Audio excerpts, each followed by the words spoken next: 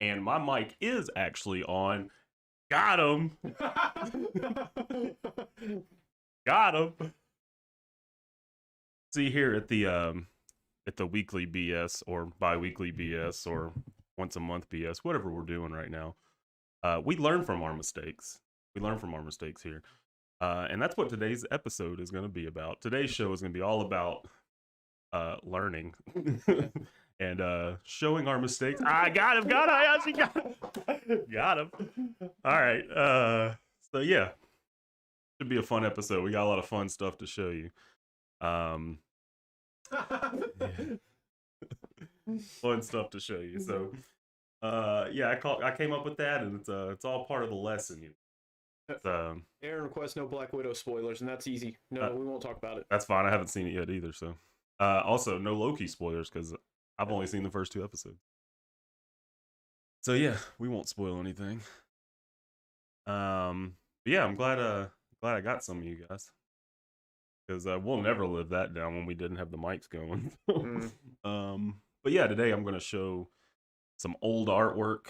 And some of them are pretty hideous. Oh yeah. But I'm also gonna. You're pissed. I'm gonna use it as a chance to kind of show you guys how I've progressed and why I always use the hashtag always be drawing, because I always be drawing so that I can get better.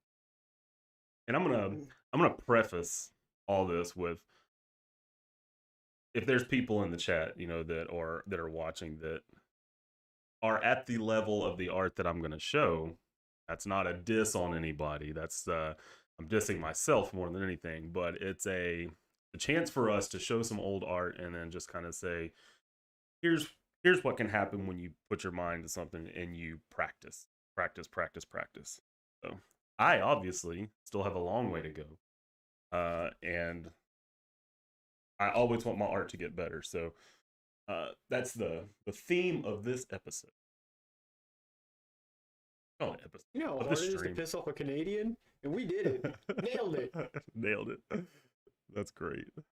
I told Brad about it earlier. I was like, just be quiet when I start, because I'm just gonna act like I'm muted. Yeah, for once I wasn't the jerk. Who practices on Corey on the rag and then is taking my throne. I've been in chats too long with Corey. Starting to become a grade A-hole. A grade A-hole. There you go. I was waiting for you to get it. But how is everybody? We got Hayashi in here. We got Corey in here. Johnny's in here. Aaron's in here. Matt's in here. Gang's all here. Johnny, glad you stopped in. I think you do streams too, so you probably got one of those about to head up, but glad you stopped in. And Matt, how about that that quote retweet from Joe Quesada? I know. Some people can't even get a quote retweet from Ryan Stegman. I don't know who that might be. But yeah, that was super cool. Yeah, those pictures were really cool. Very vintage. I saw he basically just commented what I commented, so I think Joe Quesada just saw what I was saying and tried to be like. But anyway, so before I even get drawing, we're gonna spend a little time looking at some old artwork. So, and again, some of these aren't actually too bad.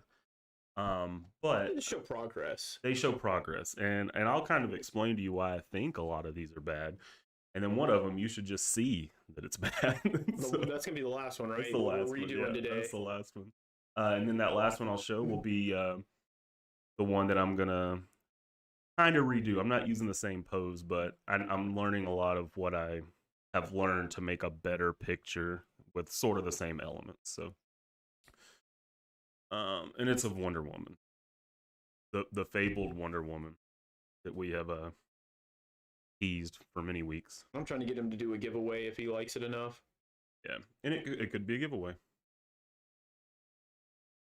I just got a notification that David Finch is live in 30. He used to do them I thought he changed to Mondays. He's doing it with somebody else. Oh, I was like, come on, man. You guys don't go watch David Finch. Yeah. Watch me, please. Yeah. But I also understand if you do. He doesn't need your views. He doesn't need your views. We need your views. We need your likes. All right, so I've got all these set up to where I can, take over my spot. yeah, basically I'm going to be covering up Brad with all.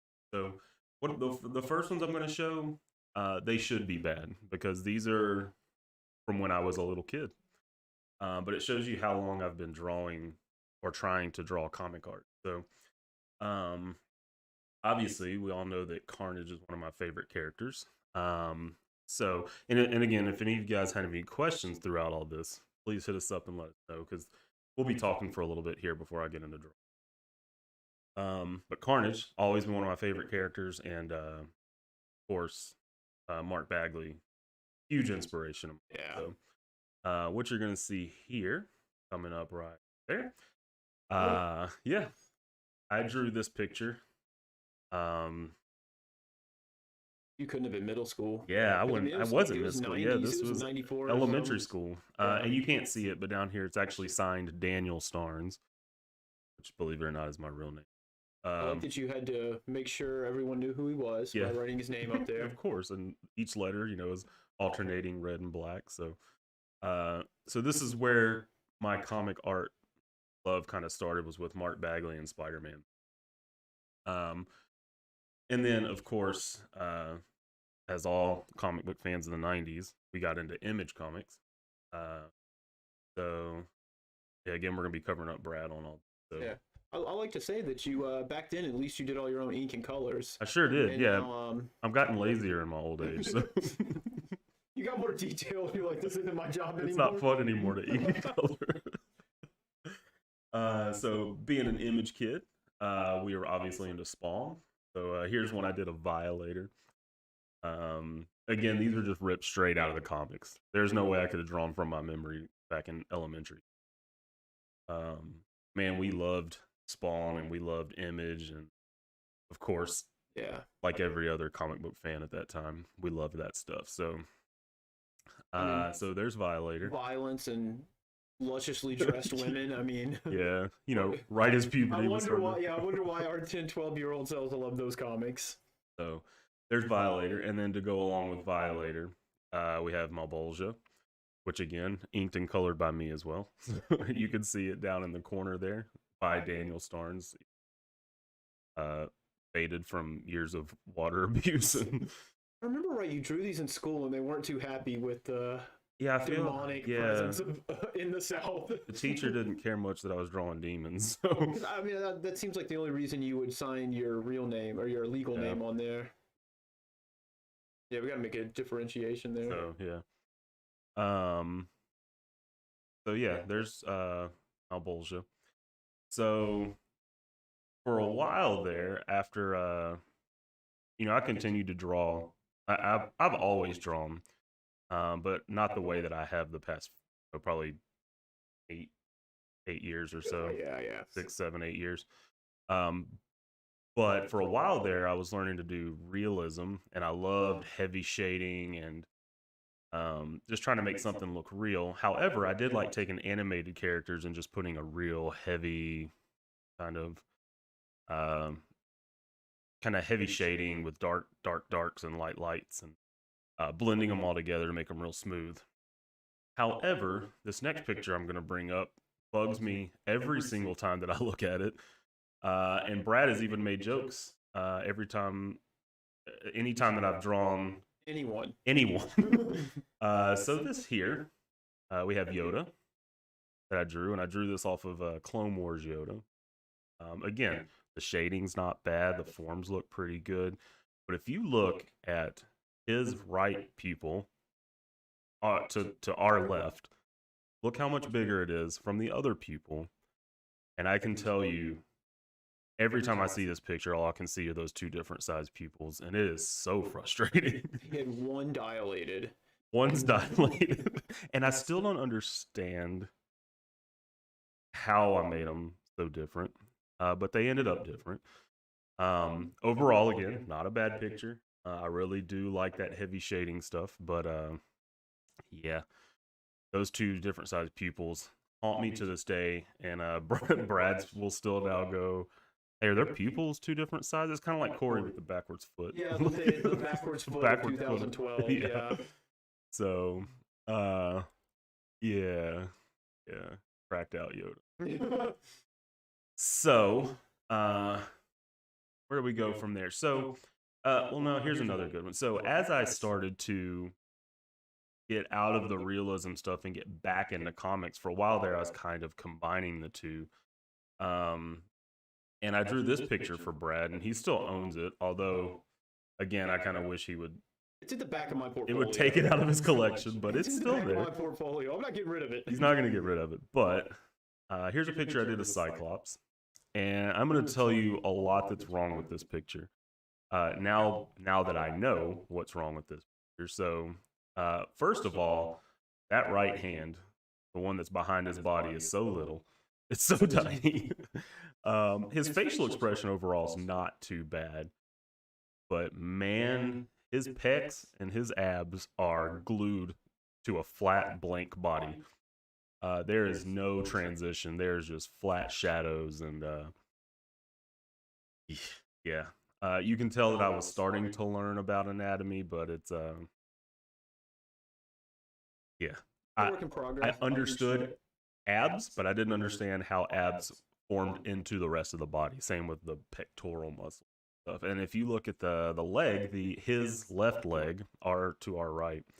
That's not how quads work. So yeah, quads on the side. Yeah, that's not how quads work. So again, you could tell I knew what to do with shading because I'd come from a realism background, but I did not quite understand human forms. And one of the reasons that I'm showing this stuff is because a lot of people, take for example at work, they've said, "Hey, I hear you draw. What kind of artwork do you?" And I'm like, "Well, I do comic art." And all of a sudden, their mind goes to cartoons, which is not completely wrong, but there's a lot that goes into comic art, and if you don't really read comics and you haven't studied comic art or know somebody that's into comic art, it's easy to miss how complicated it can be. So that's why I'm showing a lot of this stuff, because I have learned a ton over the last years. So I think something you didn't mention about Cyclops is if you drew that now, his pose would be way more dynamic. Oh yeah, for sure. Probably have, if he didn't have a optic blast coming out, he'd have some kind of energy crackle on there. Yeah. Something to make that was clearly a still life. Yeah. And you definitely now know how to put motion on paper a lot better. Yeah, I can criticize. Yeah, comic art is so dynamic. Like, if you read How to Draw Comics the Marvel Way, like, they explain it perfectly. Taking an action stand, but then spreading the legs really far apart. That's fine. I can't help it right now. So, you spread take their legs and spread them a little bit more. It makes it a lot more dynamic. So let's see what I can go to. And yeah, again, the mic is still a work in progress. Who we going to? As long as we can see your art, that's all we care about. Yeah. And as long as you can hear Brad good, because he'll do the majority of the talking after. Okay, so let's go to another one. So this is a Havoc drawing that I did as I was starting to, again, learn more about comic art. This one. Okay. So this one here has, again, a lot wrong with it. But again, I was getting back into comics. His eyes, very anime eyes. Because, again, for a little while, I did some anime stuff. Like all kids in their late teens and early 20s did. Oh yeah, we had a huge weeb phase. Like there's no hiding it. I mean, like going to anime conventions and shit. Like, so I did this one, and the pose of it actually isn't too bad, even though he's missing half his body. But it's kind of a top down-ish, angled in, and his mouth's kind of cocked to the side. But overall, you can tell how cartoony it was, and I still wasn't comfortable with forms and rendering and all that stuff. So, but I think your facial expressions have gotten a lot better too, especially like unfortunately, the B movie stock of stuff we can't show yet. Corey will know because he's inking it, but it's your facial expressions have gotten a lot more natural, a lot more less exaggerated, but still more expressive somehow. Yeah. That makes sense. So what I'm going to bring up next are 2 current pictures of Havoc that I did actually for Matt. Matt in the chat. Matt in the chat. These are his Havoc pictures that I did for him as a commission. Well, one of them is, the other one I drew for him, but then didn't send him. So this was the first Good one. Lord, what a difference! Yeah. So here, obviously, I'm more comfortable with shapes and the anatomy of the face and rendering and showing lighting effects. And I was about to say the lighting rendering, like on the last one, you just colored them all black. Yeah. In this one, you can see you've got the black in there, but you've got the white highlights and stuff. That's really exceptional. And I'm not afraid to open somebody's mouth now. Show teeth, yeah. Funny enough, the one thing that's never changed is my signature. And then here is the one that actually Matt received, because it was closer to the other ones that I did for him. The other great expression. Who was the other one I did for him? You did Scott Summers and Havoc. So you've done. I didn't do Cyclops. Haven't done Cyclops yet? No, I did Havoc and Cable. Okay, so he needs Vulcan and Scott Summers. So this is again. Here's first one. Here's second. So quite a big difference, I would say. The first Havoc, I think, was done probably in 2014 or so. I think it's about the same time as the Wonder Woman.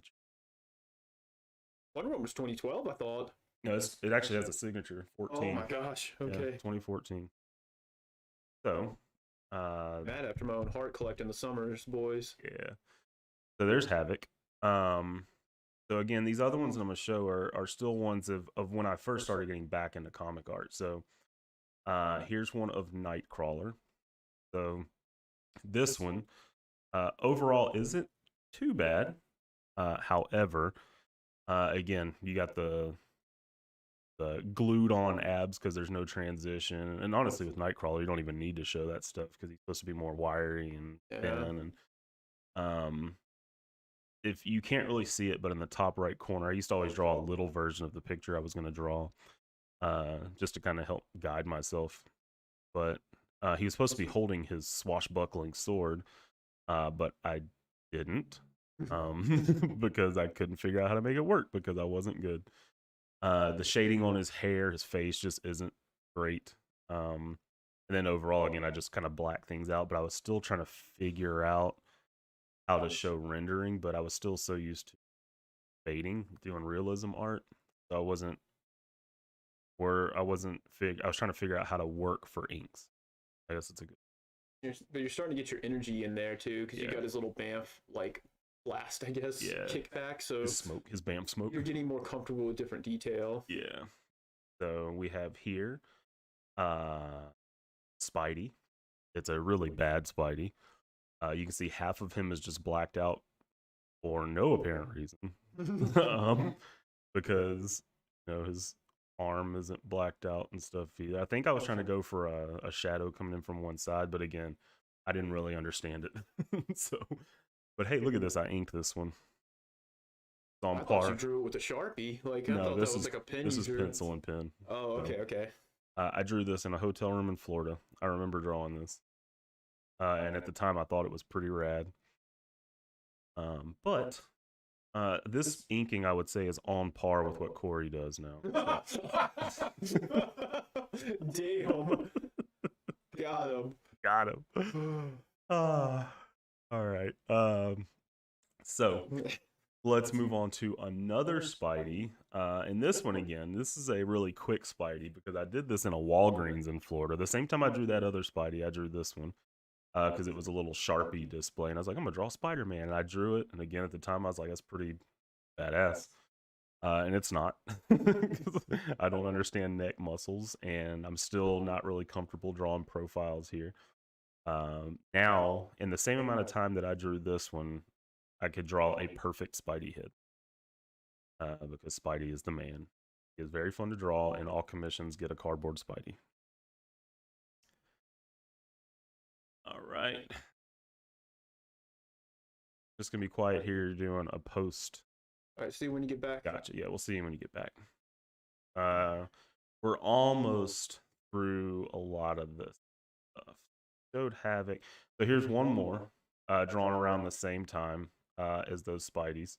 This is a Joker that's pretty terrifying. Really. So I guess it kind of does what it's supposed to do, but he has very big shoulders, and if I were to finish his body, he'd probably be really big. And we all know Joker's really skinny, and I'm not really sure what's up with the hair. I don't really know how to explain this one. You made some decisions. Some wrong decisions. So, yeah, there it is though. That signature's still on point though. I think it's like the style looks good, but if like you stuck that into anything else you did, it wouldn't look right. Like it wouldn't be the same. So I don't know. Maybe it's good for like if I could pull that off, cool. But yeah, I think this was a lot of me still not understanding, even not understanding basic face anatomy. Because again, Joker's kind of the same with like Spidey. You need to understand human anatomy before you bend and contort Spidey to like Spidey. For Joker, he has exaggerated features, but you have to understand those facial features, be able to exaggerate them. So there's a hideous Joker. It's for sale if anyone wants it. So did that. We did Spike. Okay, so here's where I really. So before we go to Wonder Woman, we're going to skip ahead a little bit. So here's where I really started to get started to hit my stride. So this is a Spider-Gwen sketch cover. This is actually the first piece of artwork I ever sold. Brad convinced me to draw this. We put it at our local comic shop. And yeah, Joker is a Super Saiyan. Yeah, he's pretty hideous. So we put this in our local comic shop, and lo and behold, it sold in what, a week, 2 weeks, something like that. Yeah, I went in on Wednesday and it was gone. I was super shocked, super shocked when Brad called me. I want to say that Barrett bought that. Might have. I don't remember. I don't know who bought it, but we think we might have an idea. We're not 100% sure. But anyway, It was back when I could still tell you what to draw because I was like, hey, Spider-Gwen's hot right now. But something of her. And then, exactly. And then you're like, who's Spider-Gwen? I'm like, just Google it. And then now you're like, oh, I've got it. I know who everybody is. And this was my first attempt at really doing crazy perspective and a big background. And I remember when I was done with this, I was like, I've hit my peak. I was like, I'll never get better. Still holds up. It still holds up. I still like this one a lot. It's a good piece. I really do enjoy it. But that was 2017. There's a thing in the 16. Okay. 2016. So you can see a lot of those ones I showed you were from 2014. So this was 2 years later when I was really starting to hit my stride, and I was drawing an absolute ton. What you don't see are down here are all the sketches and all the sketchbooks and pieces of paper I have with human forms and human anatomy, all my studies that I've done. So then we go from this to this was 2017. This a year later, and this was for Barrett. This was for Barrett. He's been one of the biggest supporter of us, and he's a local guy. He commissioned this one from me. This one took a while, but I literally wanted to do almost the same thing I did with that sketch cover, but just take it over the top and make it better and do more, which I did. So I'm still really happy with this one. Really happy with this one. And then I was even happier once this happened to it.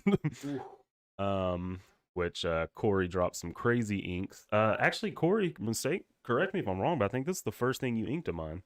And I remember we didn't think anybody would ever ink that because it was so small, so much detail. Corey inked this. He messaged me and said, hey, do you mind if I ink this? And I said, please do it, because I wanted to see somebody ink it, but I was never going to.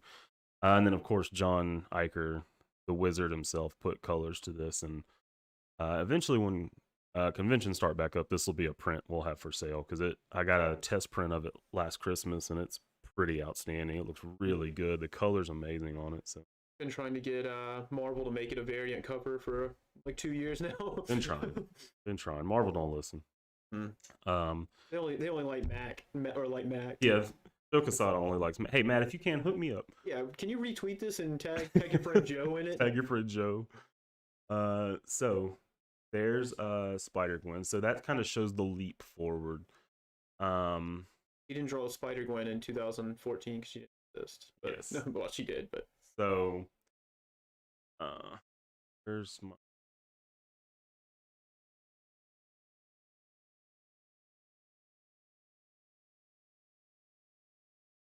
Look at Justin Mikes or something.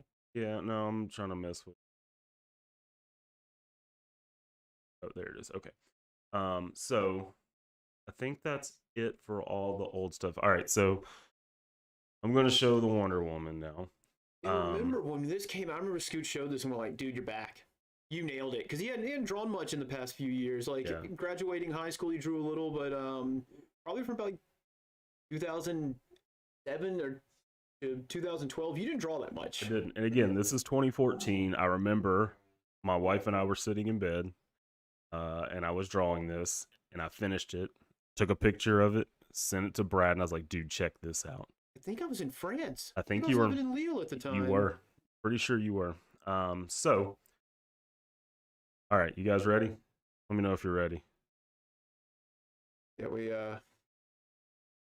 until then, look at the space bat sticker that Corey and Scoot made for me. Woo. All right, so we went from that amazing Spider-Gwen to, and we're gonna count it down. 3, 2, 1.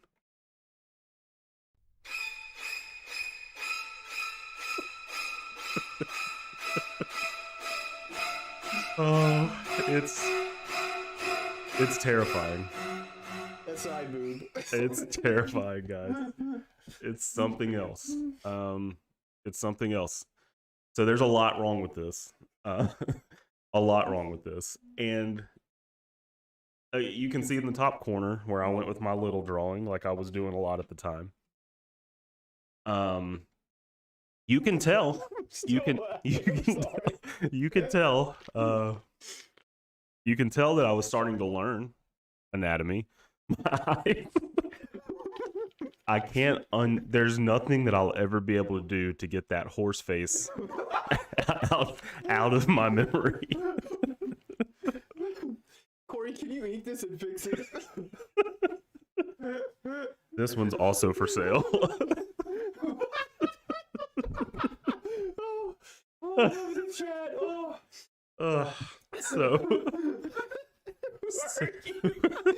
Scoot got emo, so he cut his wrist. He made this, and he chose wrong. I drew this, and I knew that one day I was gonna need to hurt someone.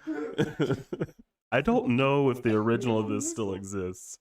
He might have it, maybe. But it's here. Let me do something real quick so that I can show you guys this in all of its glory.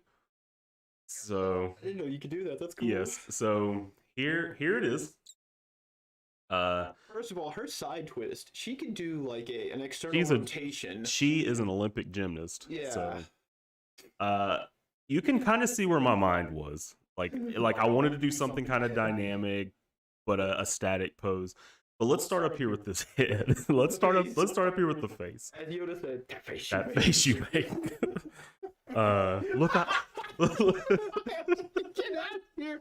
What he said.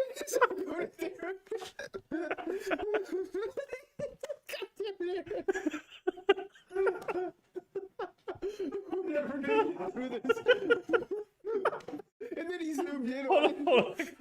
Let's take it off the screen for a second. This is a Wilson. Okay, I swallowed. Let's calm down for a second, guys. Let's calm down for a second, okay? So,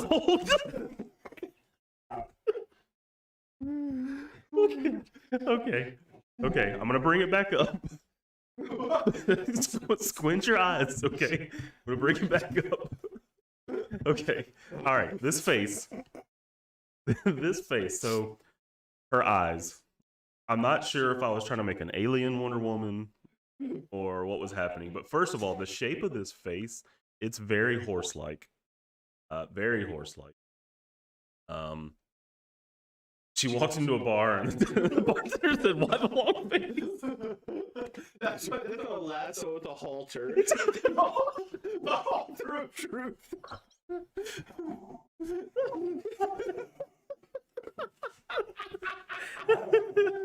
Oh God. Okay.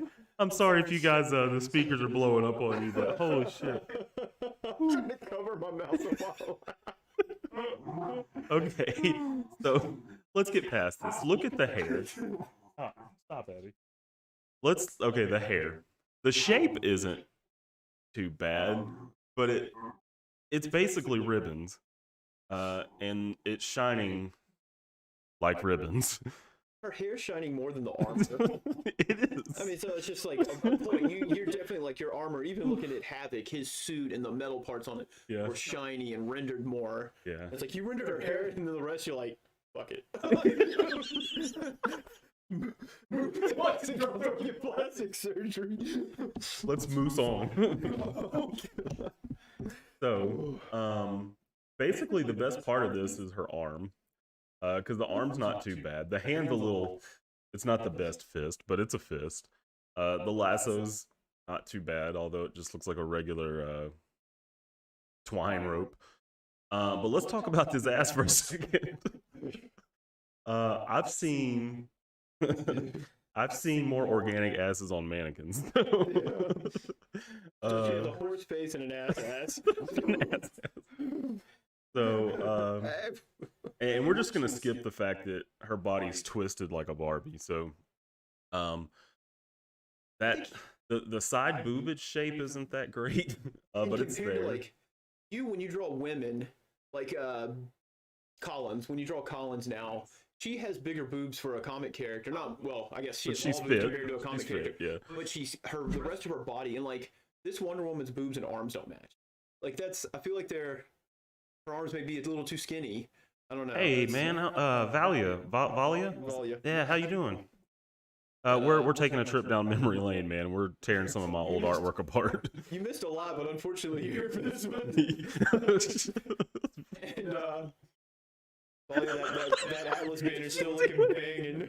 He said it reminds me of the cougar mother-in-law that shows up to a costume party looking to score. Yes, that's what it is. I gotta say, it hadn't been that long of a So,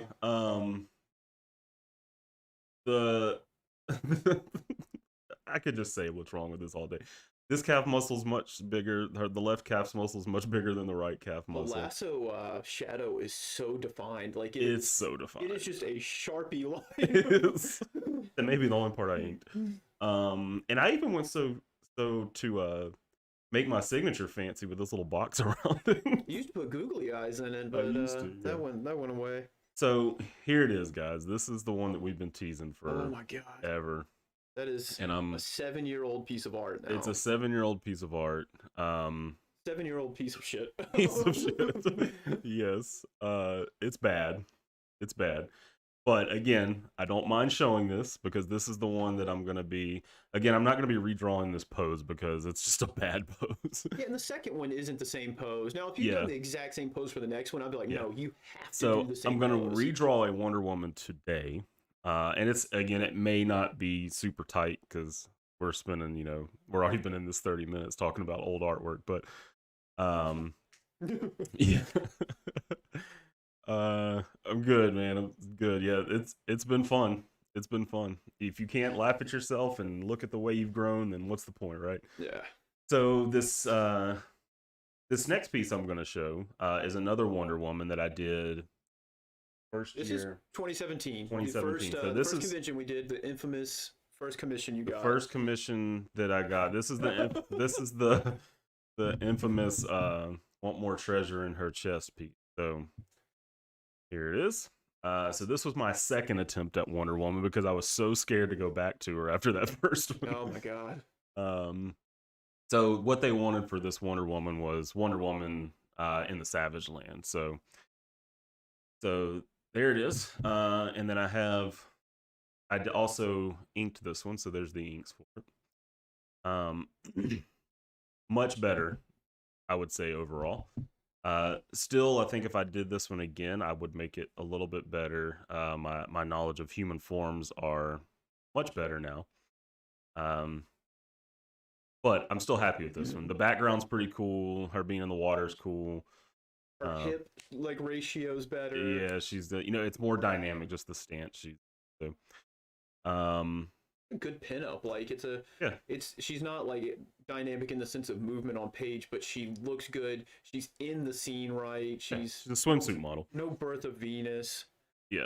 It's a So cool concept until you meet the dude and he's just like, yeah, dude was kind of super pervy. yeah. This is the And one where when I sent him the final pencils, he was like, "It looks good. I just really like more treasure in that chest." yeah, he what And a I've cup or two bigger. yeah, he said it like at a cup or two larger, and I was like, I'm not really sure how to translate that into art, but I think it's pretty good how it is, and I convinced him of that. Yeah.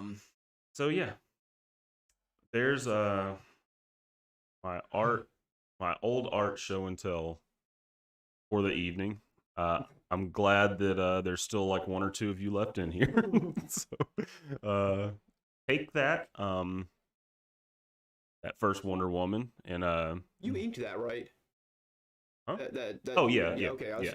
Yeah, I that was inked when it. Scoot still inked. I fired him. He's no longer an inker. He's I'm not allowed to ink his own stuff until he gets faster. I'm at very drawings. spoiled now. I don't want to ink anymore. I never have wanted to color, except when I was little and was coloring Malbolgia and Carnage. But so that's it, guys. I hope you enjoyed the trip down memory lane with Scoot and Brad. But even this loose sketch is going to be better than that 2012 one for Yeah. sure. So, yes, the hair much better in that one. So, and you'll see in the hair that I'm probably going to do on this one in just a second. It's going to be much different than that one because that one's still pretty stringy, although it fits because she's in the jungle. But Hasn't washed it in a while, so it's a Yeah. little like oily and clumped together. You know. yeah, so stupid news thing. All right, cool. So what I'm going to do now is I'm going to switch it over. Have a And button you hit or something? yeah, Okay.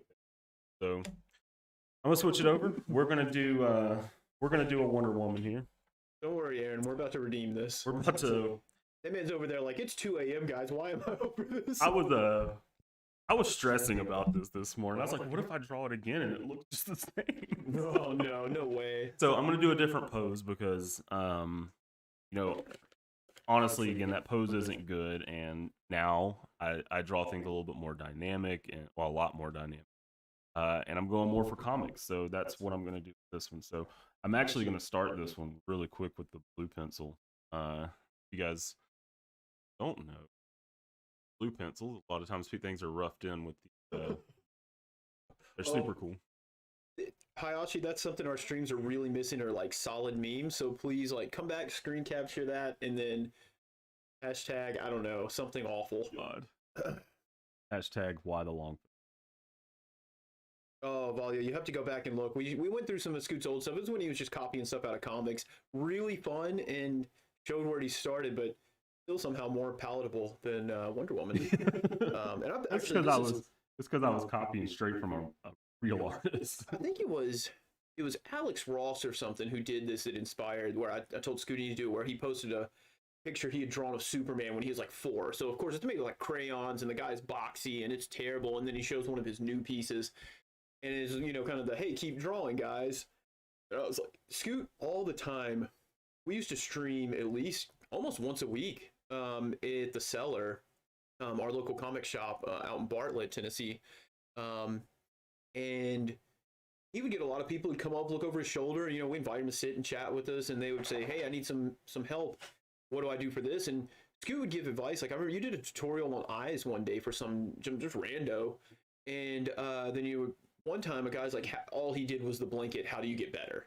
And you said practice. Look at reference and practice. And he kind of like scoffed under his breath, and I was like, he's not kidding. And ever since then, I've wanted you to show practice, like show how much you've worked on stuff, how much you've grown, and it's all just because you keep drawing the same damn stuff over and over. Like you said, so we showed 2014 Wonder Woman, we showed 2017 Wonder Woman, now we're doing 2021, and in between there are countless other, maybe not Wonder Woman, but women you've drawn, women with the same physique, some comic characters and references you've done, and just pictures. Sometimes they're just a page full of hands and pages full of eyes and stuff, and like you put in the effort and you get the reward. And I remember that's when I started drawing in 2019, because I was like, I'm gonna let you teach me how to draw. And then when people were like, oh yeah, I'll just keep practicing, I'm like, no, look at my art, I'm learning. Unfortunately, I haven't kept that up. 2021 has required my attention on the writing more than drawing. So, As it should. sure enough, that's why I can only draw when I've done all my writing stuff, and unfortunately, I've been behind. So, it's good that you're doing this because then you can, once again, I don't know if you want to post that on Instagram, but if you wanted to, you could say, swipe to see and maybe put a big like 2014 watermark in the middle so people can't repost it enough. A warning, a parental guidance suggestion. Yeah, Bali, I'm with you 100%. Anything, I mean, the same aspect of any talent or art is true. There's a reason when Scoot and I were super cool, sick teenagers and skateboarded, Scoot was the best. It's because Scoot put the most time into it. Scoot did the most research. Scoot put all the practice in, and so he was better than us. And so that's with anything. With writing, I mean, Scoot said it the other night we were talking about something, and I was dissecting it based on like story and character arcs, and you were like, I don't think of stuff like that. And I was like, I do. And the thing is when you write, that's what you have to do. You have to look at books, and I try to turn it off when I read a comic, especially for the first time. But then you go back and you dissect the flow, you dissect how it introduced, how it, what was its purpose? Did it succeed at that purpose? And you have to keep, I didn't recognize that stuff in high school. In high school, I just read comics, read manga, and just plowed through it. And then I go back now with a more critical eye, and after I've written my own stuff, and you can see more of that, and it's just practice, practice, practice. So now I've got a basic line form here. Like you can't really see it, obviously, yeah, but you can't see it at all. that's why I want to do it. But I'm just gonna go over it and pen and see.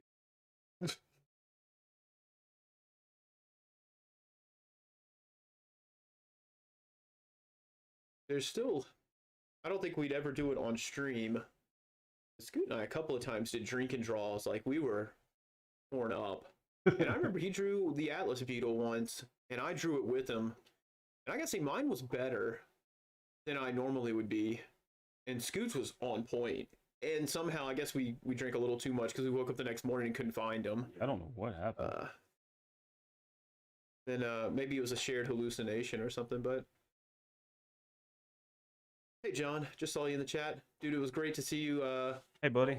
The July party was super, super sweet. Had to cut out early to be the DD, but designated driver, not Daredevil. Too bad, right? Yeah, too bad.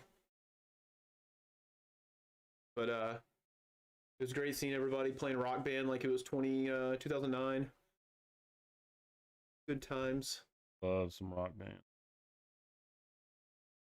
Yeah, I agree with you, Volley. Like sometimes I'll start reading a book and I'll stop and read, or I'll stop and I'll realize that I'm just like staring at the same page and I'm trying to figure out, especially when stuff's jarring, maybe pulls you out of the story.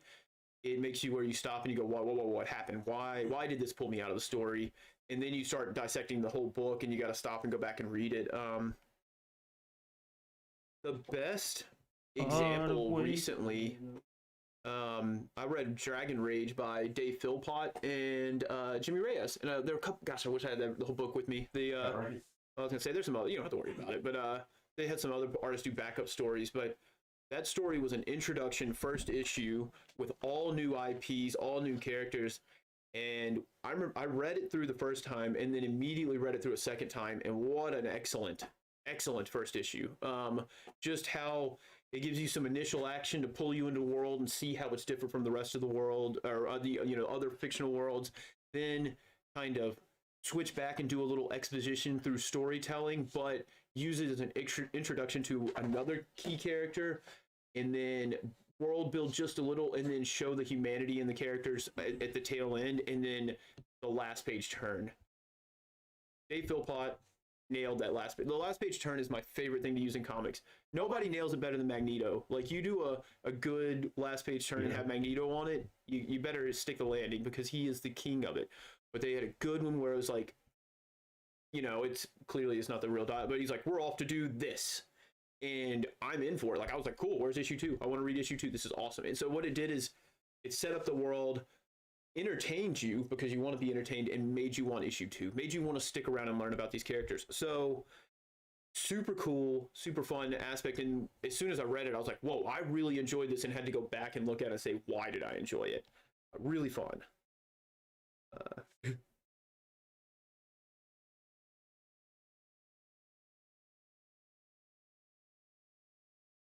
Yeah, and I've gotten really into rereading and paying attention to panel count because I got to where I was like, all my pages I wrote for Scoot were between 5 to 6 panels, and I was like, man, is this too much, too little? And so you go and look, and it just depends all on what you need. Some pages only have 4 panels.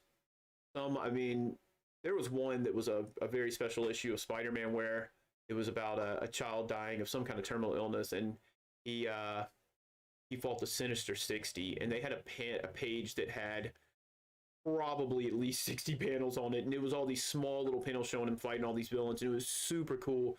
But that's clearly the exception, not the rule. But if you're showing quick action, or you're showing stuff that's maybe pulled back or not as important, but you need it to show the flow, because the flow is not going to happen in the gutter like it's supposed to between panels, then it's great to, add those extra panels, show a little extra. Sometimes you need it for a gag too, like you need to show something before, then show the after. And so the panel count really is whatever you need. It's whatever you need, and then Scoot's good enough now with it that he can add and remove and be like, well, I see where Brad was going with this, but visually I only need this many panels. We've done that quite a bit. Speaking of not being able to show things, at the end of this, we may have a little special surprise of something we haven't shown yet. Oh, yeah. Something I hope everybody wants to buy. Hopefully. Oh, yeah. Aaron, was that the one? It was more recent. Recent being the last few years, where at the end the kid got like fussy, and they're like, oh yeah, they don't know if he'll survive the night, and Spidey's like, does he have a coat? And it ends with Spidey swinging it like through the city with the kid hanging on to him. And I was just like, my friend Mark loaned it to me, who I don't know if I should consider him a friend after that, because he loaned it to me and I was just in a weak mental state and just read that book and wanted to cry. He's also the one who's like, oh, your dad's dying of dementia, you should read God Country. No relation. And then I read God Country, and it's all about a guy trying to come to grips with his dad losing his mind. I'm just like, thanks, Mark. So, yeah. Matt, you do not have to pay for whatever this is. You are getting a free head sketch or something. You sure do, Matt. Yeah. This would actually be the fruits of your donation. There we go. Yeah. Yeah, and I think we're only showing the pencils, probably. Yeah, we'll only show the pencils.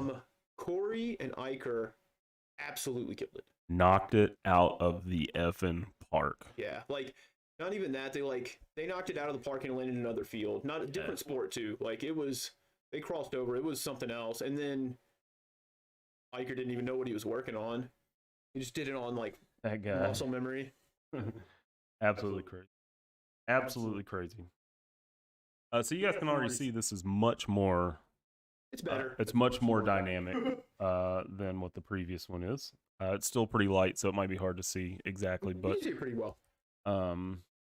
But we're gonna get some movement in this thing, which is what we want. So. I probably should have pulled up reference for costume. I think I'm gonna go with the skirted costume. I like that one. Oh yeah, cool costume. We'll post them soon enough. I think we're just getting the final confirmation. We are. We just got the approval.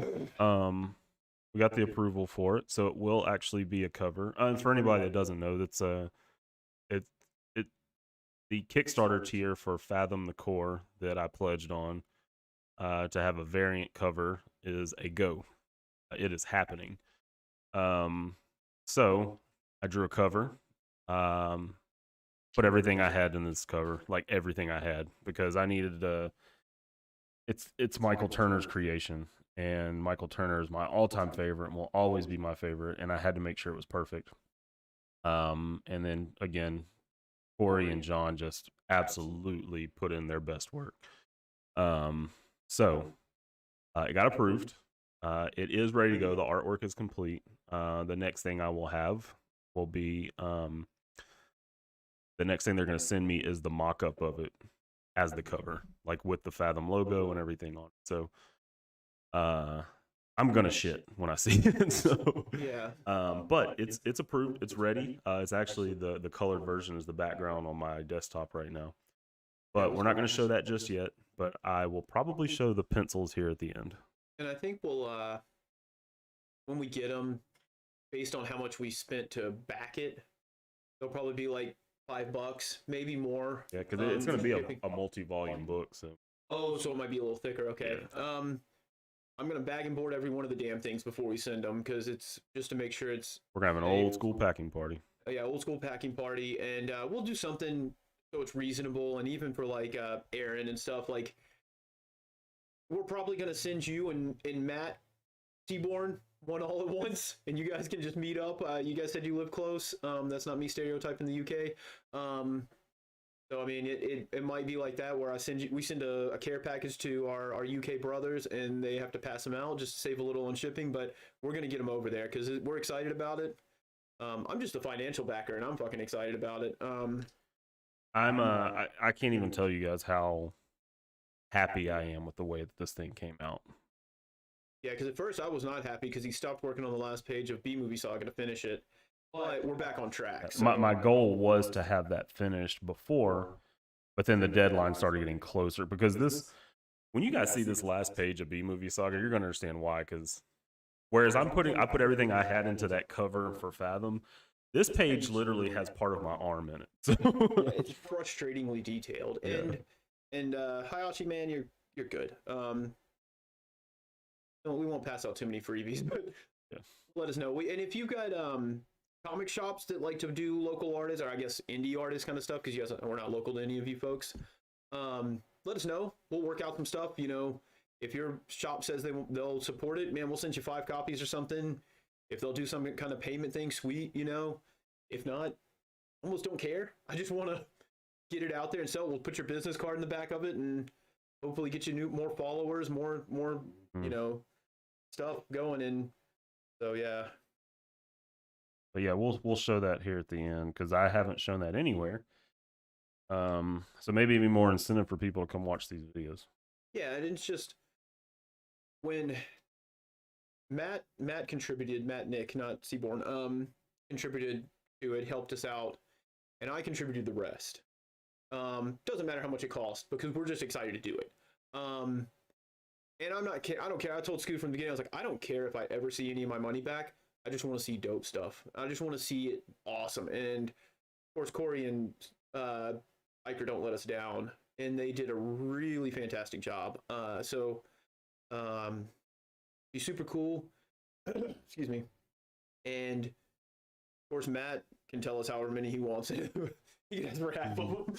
We'll like, yeah, I can't thank you enough for that, Matt, too. That was super cool and definitely not necessary, but I really appreciate it. All right, Aaron, when time comes, man, we'll send a few copies, of course, for you to keep, and then send some for you to throw up in the shop, and be like, hey, man, here's this next artist. Buy this before it's a collector's item. Like, I want it to be in 15, 20 years. People are like, I can't believe there was only 200 of these things. Isn't that how many we get? 200? Yep, 200.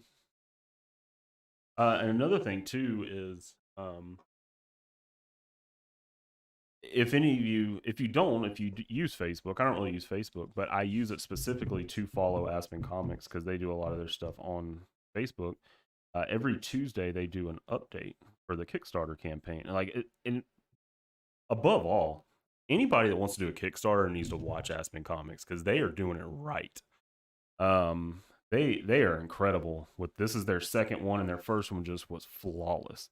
But anyway, they do live updates with Frank Mastromaro. He's the president of Aspen, co-owner with Peter Steigerwald.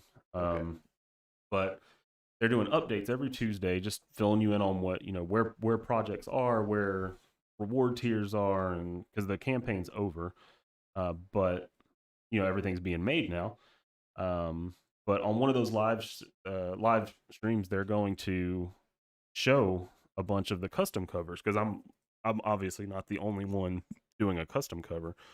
But it was my idea. I sent it to him, and I said, hey, man, it'd be really cool to see what other people are doing. And he said, so I guess that means you're okay with me showing yours. And I said, hell yeah. So if I know when that's going to be, I'll make sure to post up about it, because I'd love everybody to tune in and kind of see it.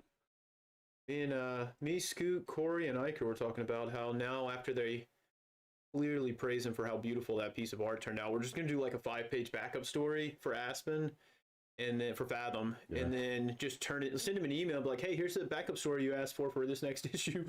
Like, we didn't ask for nobody it. looks, and they'll just publish it without asking. Like, we didn't ask for that. Oh, you didn't? Oh, well, here it is. Yeah, Bear, that last page, if Corey doesn't break on that last page, nothing ever will. That last page. How late am I, Corey? Are you pregnant? God, hope not. You missed the Nightmare Wonder Woman. Yeah, you did, Corey. You missed it. That Wonder Woman was like, I'm not locked in here with you. You're locked in here with me. Like if that was a Night at the Museum too, you wouldn't want that painting to come to life. No. Yeah, there's more detail in that last page probably than the rest of the issue. Yeah, that's a true statement. And it's one of those things when it's posted, my only comment is going to be, I did not tell him to put this much detail into it. He did. I didn't tell him to make it a 2-page spread. It makes sense. He made the right call, but I did not tell him to do it. So no one here think I'm some slave driver who's, well, I do. He'll be like, yeah, I just got up and went biking. I'm like, and you're going to sit down and draw, right? Yes, I am. But he's killing it. I think it's going to be a cool thing. It's good. Once again, talking about the last page turn, how Scoot did it and made it to where this is now a last page turn. It's a busy last page turn, but it's going to make it super fun because it's going to, how the story is told, it's really like there's a humorous take at the end, and this is going to cap it well. So it'll be a really cool, and the 2-page spread honestly makes it, we said that I wrote Scoot a Spider-Man portfolio story several years back, and which I still, it's still good. It's still good. I wrote it in the Renew Your Vows universe. Before there was really a Renew Your Vows universe, it was just the original Secret Wars tie-in. And Scoot, it was just, what a portfolio story is supposed to be. There's people of all ages, there's costumed heroes, there's action, there's buildings, there's everything. Villains, whatever, and then a little like snappy dialogue for me. Super fun, had a cool last page turn that I still stand by. Then we kind of wanted to do our own IP stuff because it's still hard. Like, I don't know if we could even pitch to like Aspen Comics with a Marvel story. I don't know. I mean, they might look at it, but we kind of took a step back and want to do our own stuff. So then we did the second B-movie saga anthology story, and then we just like started treating it like a portfolio story. So, and the inks are turning out so well that originally our plan was to do full color and then in the back do the pencils. But man, now the more I think about it, I want to do like, it all depends on printing costs, but I would love to do color and inks and pencils and just have it slowly, like, devolve is the right word, but also a bad word for it. It's really a solid, really solid what they're doing with it. The clincher is going to be, I got to start lettering, and I got to remember how to letter on stuff. I haven't even done that. I'm that. telling you, man, let's hire a letterer. Dude, Renew Your Vows, especially like the Jerry Conway, I believe, was the one who wrote the first like several issues. Then Ryan Stegman wrote a couple actually with Brian Level is an artist. Great stuff from Brian Level. I got a commission of Samus Aran from him at one of the Memphis Comic Expos. Super cool, grayscale for like $50. Like, he was just so unknown at the time, and I walked in and he's like, "What comic character you want?" I was like, "Would you do video game stuff?" And I was like, he's like, "Yeah, man, I'd be down for that." "Would you do Samus Aran from Metro?" He's like, "Power suit or zero suit?" And I was like, "Power suit? What are you talking about? I want to see the various suit." And he's like, "Awesome." He's like, "Come back in 2 hours." And it was rad. It was rad. It's one of my favorite. Well, I can't say that. I've got so many favorite pieces on my wall that I just, one day I'll have to do a studio tour once I get it all organized and up on the wall. It wouldn't be much for me to bring a lot of this stuff. We could do a simple one, but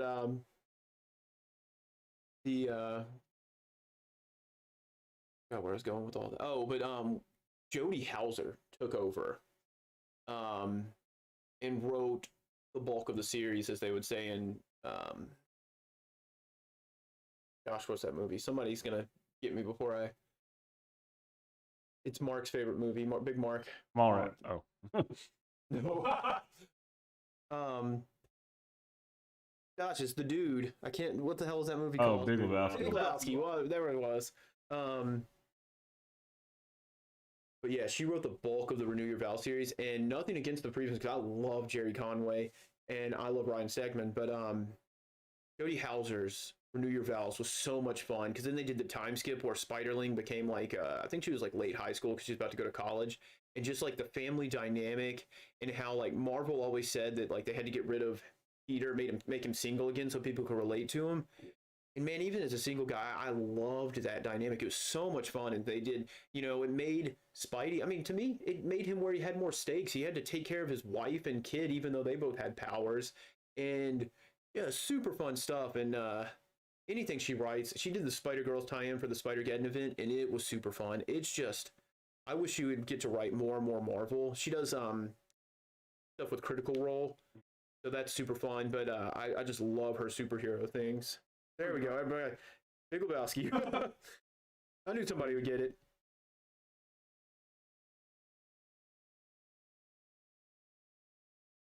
Bear, we're not showing it again. We don't need a jump scare right now. Yeah. Everybody's just now recuperating from it. Yeah, you can go back and watch it. That community, the only thing I've contributed to this stream other than talking now is I was like, Scoot, when you show it, we gotta play like a woman screaming in the background or the Psycho theme or something, and that's where we came up with that gag. And Scoot's the one who I thought he was just gonna hold it up and put it in front of the camera, and instead he had a sweet setup already. Yeah, I went through this morning looking at a bunch of old artwork, just seeing what I could show. And again, I thought it turned into a cool segment to where we're just kind of showing progression. Yeah, because I mean, there's a lot of artists in here. Hayashi, we've been following him for what, 2 years now? Yeah, and his art's way better than always when it started. Always getting better. I always compliment him on. That's why I want to get an original piece from him now, so that maybe I'll get him to draw like Spider UK or Spider Punk or something, and then some character I really enjoy, and then get him to redraw it every year. Get a commission every year from Hayashi on the same day, like. All right, same day. July 25th is Hayashi Day. He has to draw me a picture and then mail it to me. And then like every year on that day, he's like, damn it, yeah. Brad's about to contact me. He's like, Brad, I'm 25, I'm about to get married. I'm like, well, you shouldn't have planned it on July 25th. You better get on it. And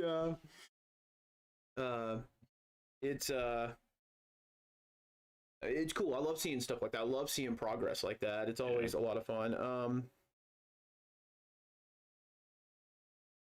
And Aaron, I love your century. I gotta get it framed. Maybe because it's the patrioticness. I love the Captain Britain. I still gotta finish your Captain America to send over. That's hilarious. Yeah, you gotta exchange stuff, but yeah, I love original art, and I love collecting it just because that man. Oh yeah, Spider UK I'm fine with. Scoot, yeah, because I got my jam piece. You're gonna have to come to America for that one, because that jam piece is literally poster size. It's like 36 by 24. It is massive, and I carry it in a frame because that's all I could find to carry it. I don't want to roll it up. There's no protective board or anything that's big enough to carry it, so it just sits. I got tracing paper taped to the front of the thing so it doesn't touch the glass and rub off, and then it's just that thing. So she can do Spider Canada. He's just very polite. Oh, Corey first inked Absolute Carnage. Oh, really? Okay. Yeah. He's the only one brave enough to take on Spider-Gwen. I'd take a Batman piece. I'm not much into DC, and that's one of the reasons I've talked about a couple of times. I wanted to do the comic appreciation show, Secrets of the Trades on here. Is I'd start out just doing whatever I want, but the best thing is just to ask for suggestions. Ask people to, hey, what did you like? And that way I could get more into DC and stuff. We used to have a comic reading group with 901 Comics here, another local comic shop, and it was awesome because I read, like, I'd never read Court and City of Owls without them telling me to. You know, they're like, hey, this is what, you know, everybody would write down suggestions and we roll a d20, and whoever's suggestion came up, we'd go with. And so I was, you know, I read a bunch of comics and a bunch of indie comics and stuff I never heard of. And some of them were bust, but a lot of them were great. And like I always say, even the ones I didn't like, I learned something from. So I really, really enjoyed that. And we've lost it. Oh man, if you draw Canadian Ben Reilly, you can draw any Ben Reilly, and I'm up. He's coming back in Spider-Man Beyond. I'm all in. But yeah, so like it'd be cool to if I started doing this show where I just talk nerdy about comics, much like we do now, but in a little more structured and focused format. It would be really fun. And then, you know, in the comments, people would say, hey, read The Long Halloween, or hey, read this Superman story, or hey, I don't know anything about Aquaman. Someone tell me, you know, what Aquaman story I should read. And I mean, I could Google that on the internet, but you get a lot of pretentious reviews, and I'd rather just hear it from you guys and stuff like that. But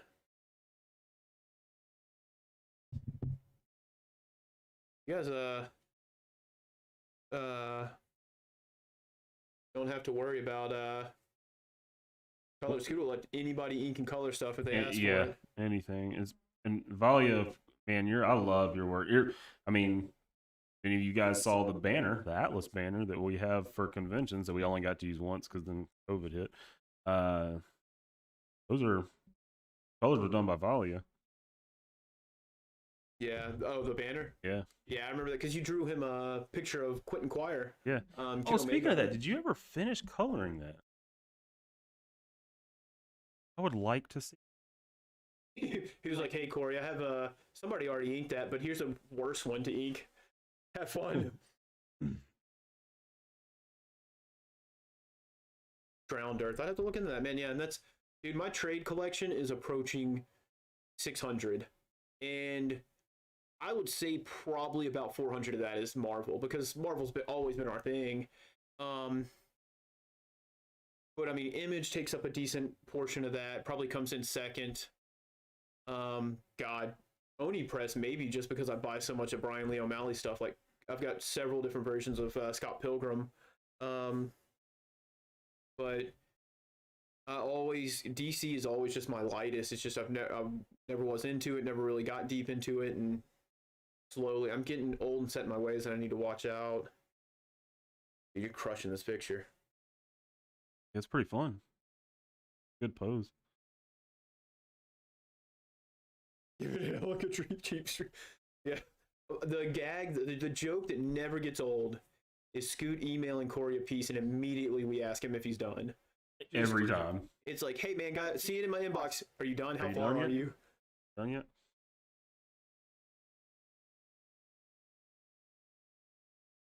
It's good to have a little community like that. We talk about it all the time. I love the little group of folks we've got that have it. Now I'm trying, guys. I'm trying. If any of you are friends with Dave Philpott, just tell him how nice of a guy I am. I'm trying to befriend him. I've been taking part in all of like his little writing groups because probably other than Aaron, I don't talk to a lot of people about writing comics or talk really in depth on story structure and stuff. I still got to send him my Captain Britain story. Had a real fun idea with that. But I sure am not a writer. Yeah, and there's nothing wrong with that. You know enough about comics, you know enough about pacing to look at mine and change things when you see, or to hopefully appreciate good work. I do.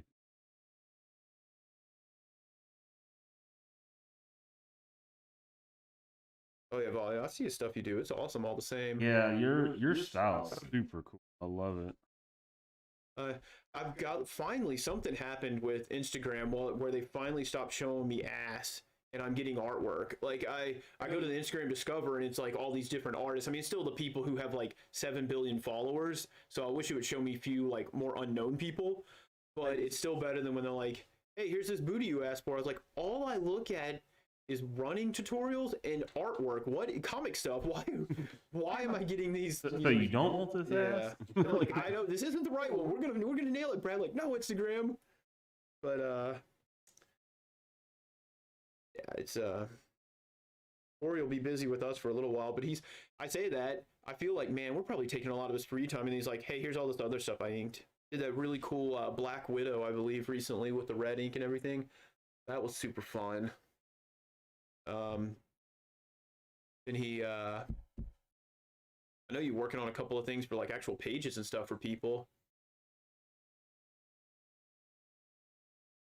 Yeah, if you guys haven't, not that there's any reason for me to plug them, but if you guys ever want to tune into some fun stuff, Page One Comics is really doing a lot of fun stuff.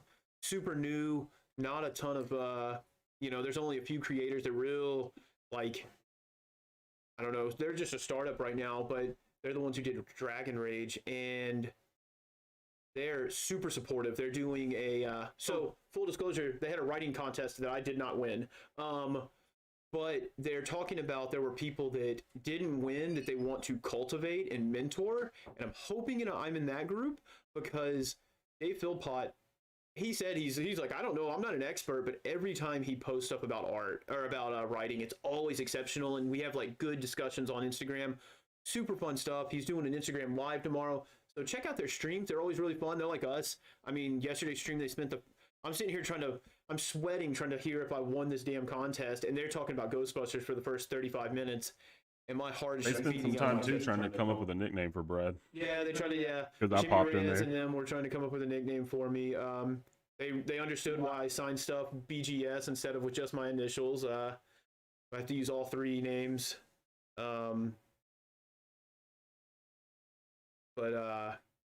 Yeah, they're a good group of people who, if you're looking for a good community of established people, because like Jimmy Reyes is not a noob. He is definitely not.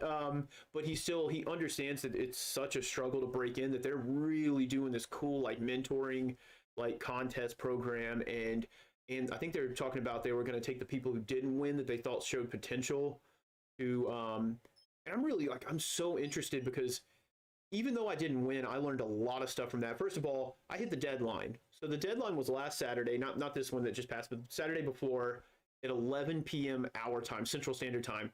I turned it in, emailed it to Dave Philpott at 10:57. I made that deadline. That's all I gotta say.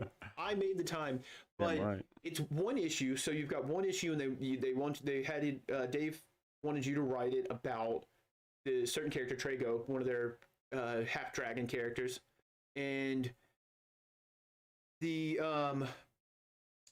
gave you a like kind of supplemental thing where he gave a couple of paragraphs describing the characters, talking about what could be, what couldn't be, because he wasn't trying to box you in, and then he gave you a prompt. You had to follow the prompt.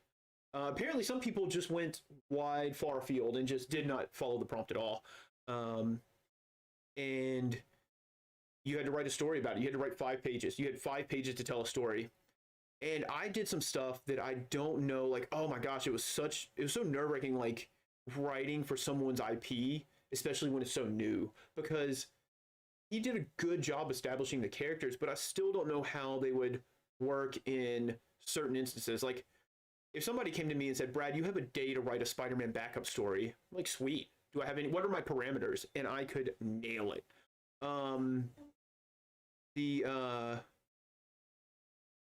Rabbit. Oh.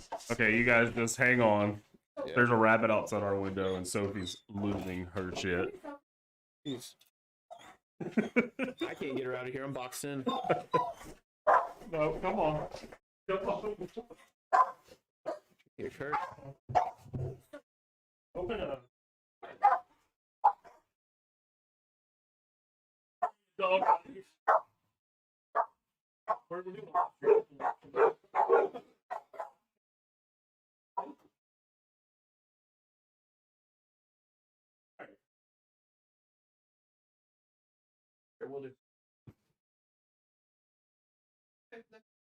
We're back.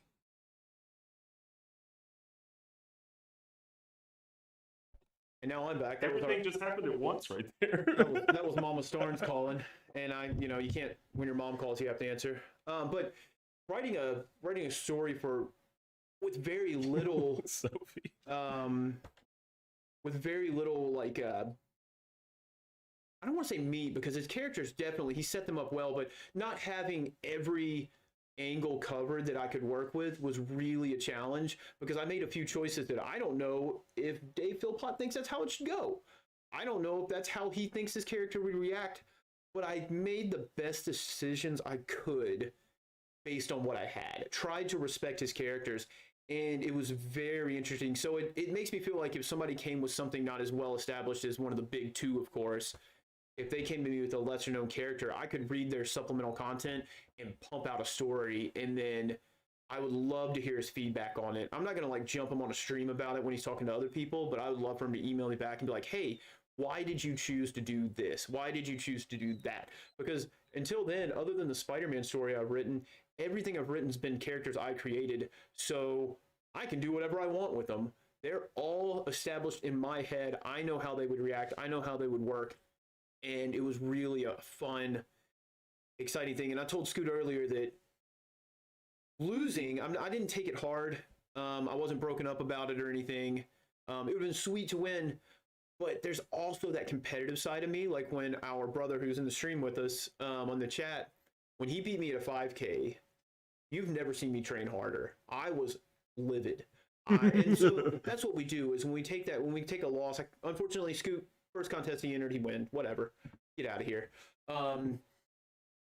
I didn't, but that's just like, I'm like Vegeta. My pride is wounded a little, and I'm going to try to come back stronger. So I'm participating in all of his stuff. I'm doubling down on writing. I'm trying to learn more, and I guess that's what you got to take with it. And yeah, so it's been fun. So hang out with Page One. They're very fun guys. Cool. Fun stream. They're very responsive to the chat, which is super cool. They got a real cool feature where you can comment and like comments will pop up. Yeah. And so that's fun. We got to figure out how they do that. Yeah, Valia. Healthy competition is great. It's why I run so much now. I joined a run group, and my times went from running 11-minute miles to 8.5. So I mean, you gotta have competition. And I've basically written in a vacuum. Only a few people have ever read my stuff. I was actually super nervous because Matt Seaborn asked for a bunch of my scripts so he could work on his sequentials, and I sent it to him and then just casually didn't talk to him for a month because I'm horrified what he thought about it. But it was a lot of fun.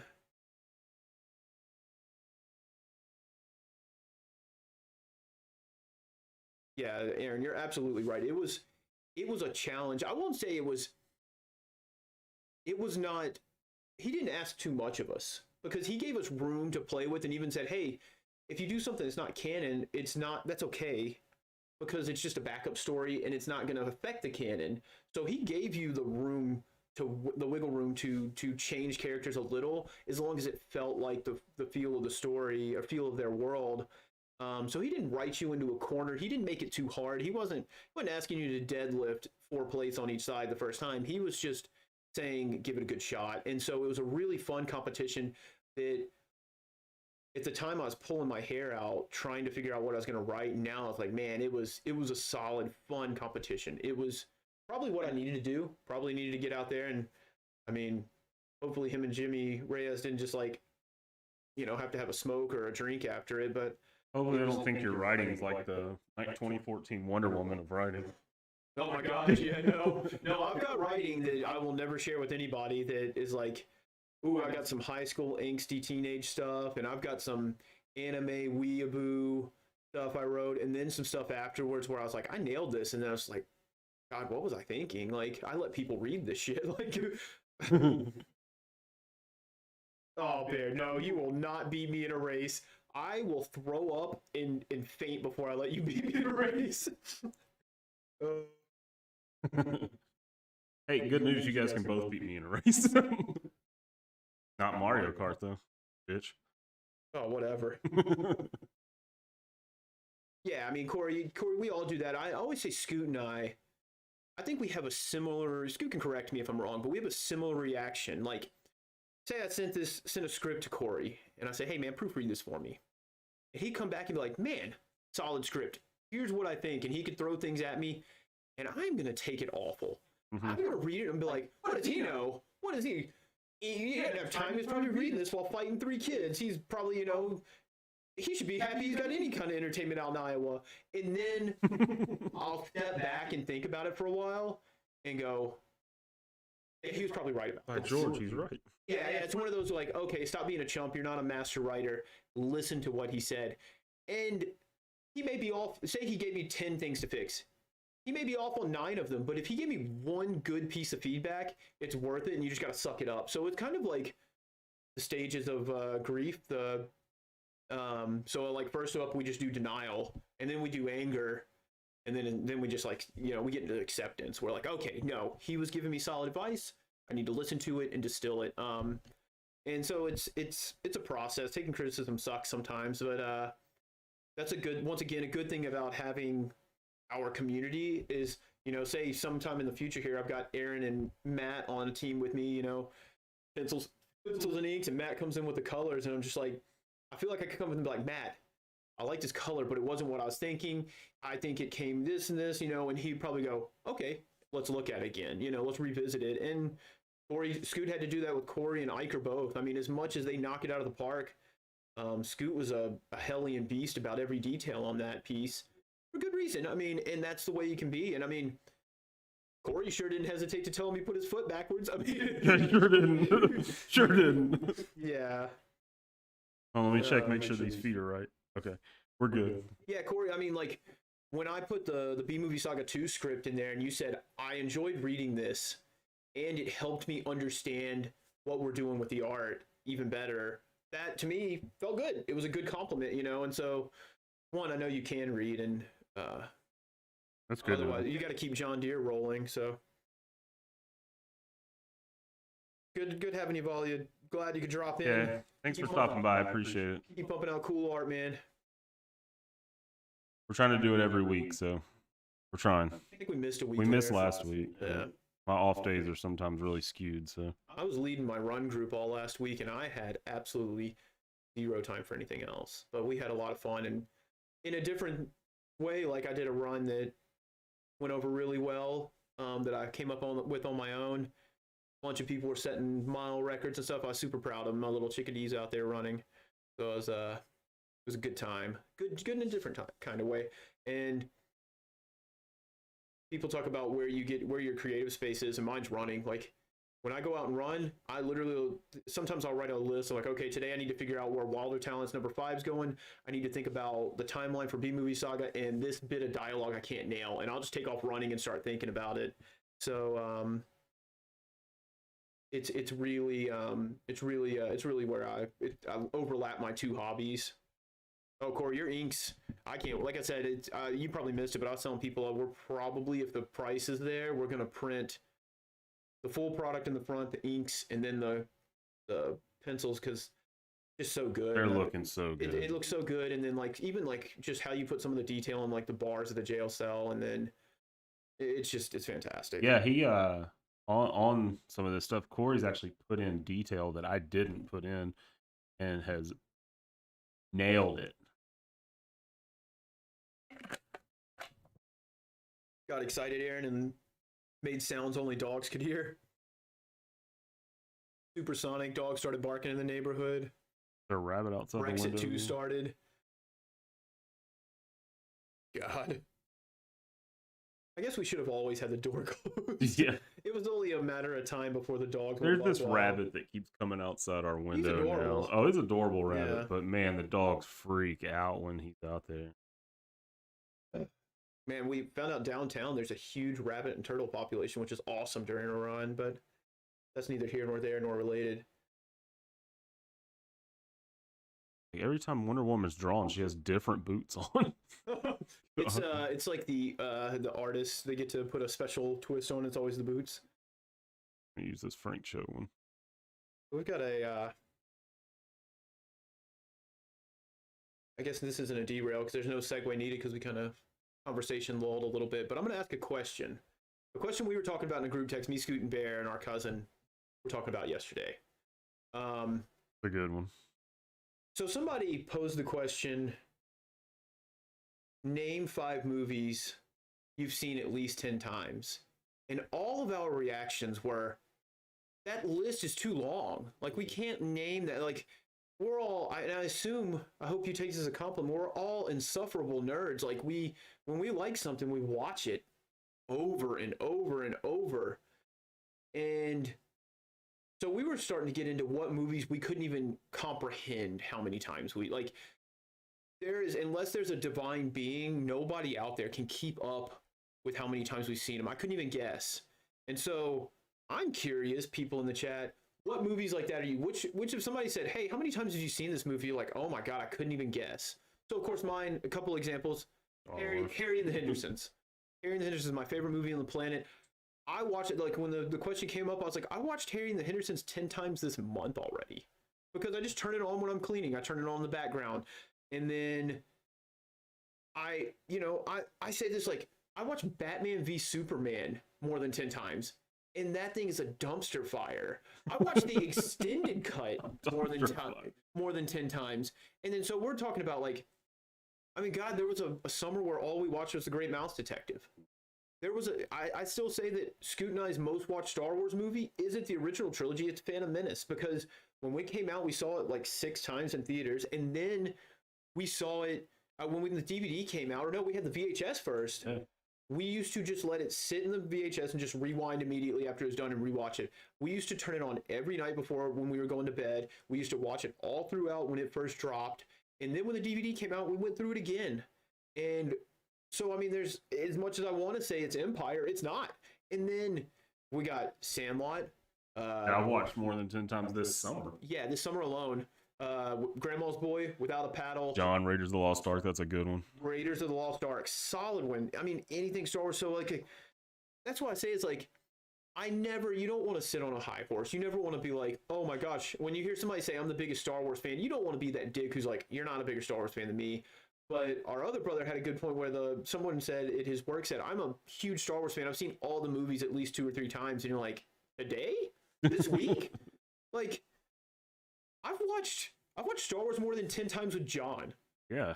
And we don't watch Star Wars all the time, but I've seen Star Wars hanging out with him at least 10 times.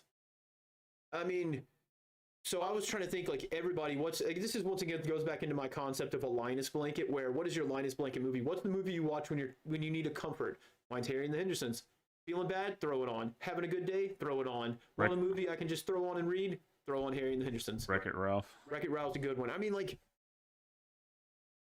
dude, and that's what I talk about is when you have people like us who are lumped into nerds, we get passionate about something, and it's not going to be, oh man, I loved this comic, and then you give it away and never read it again. You love a comic, you read it all the time. I read volume 2 of I think it's called Infinity Quest or something. It's volume 2 of Brian Michael Bendis' Avengers. I read that every year. I read Full Metal Alchemist, all 27 volumes every year. I read Scott Pilgrim every year. And it's like, that's how we are. And so, like, when people ask those questions, I feel like they don't comprehend when people are nerdy like us or passionate. Let's say passionate about stuff. When you have a different drive. Oh my God, Robin Hood Men in Tights. Robin Hood, yeah, is a incredible. When he's like, watch my back, your back just got punched twice. I laugh every time. Without a paddle, yeah. Did you say Abe Lincoln? I said Abe Lincoln. Yeah, I'm the same, John. I've seen Last Crusade definitely more than I've seen Raiders. Last Crusade, more Back to the Future. Oh my gosh. Yeah, that's a good one. When Target messed up and put the Blu-rays on sale for $10 and they had digital copies and we just snatched them all up. Jurassic Park. Jurassic Park's a great one.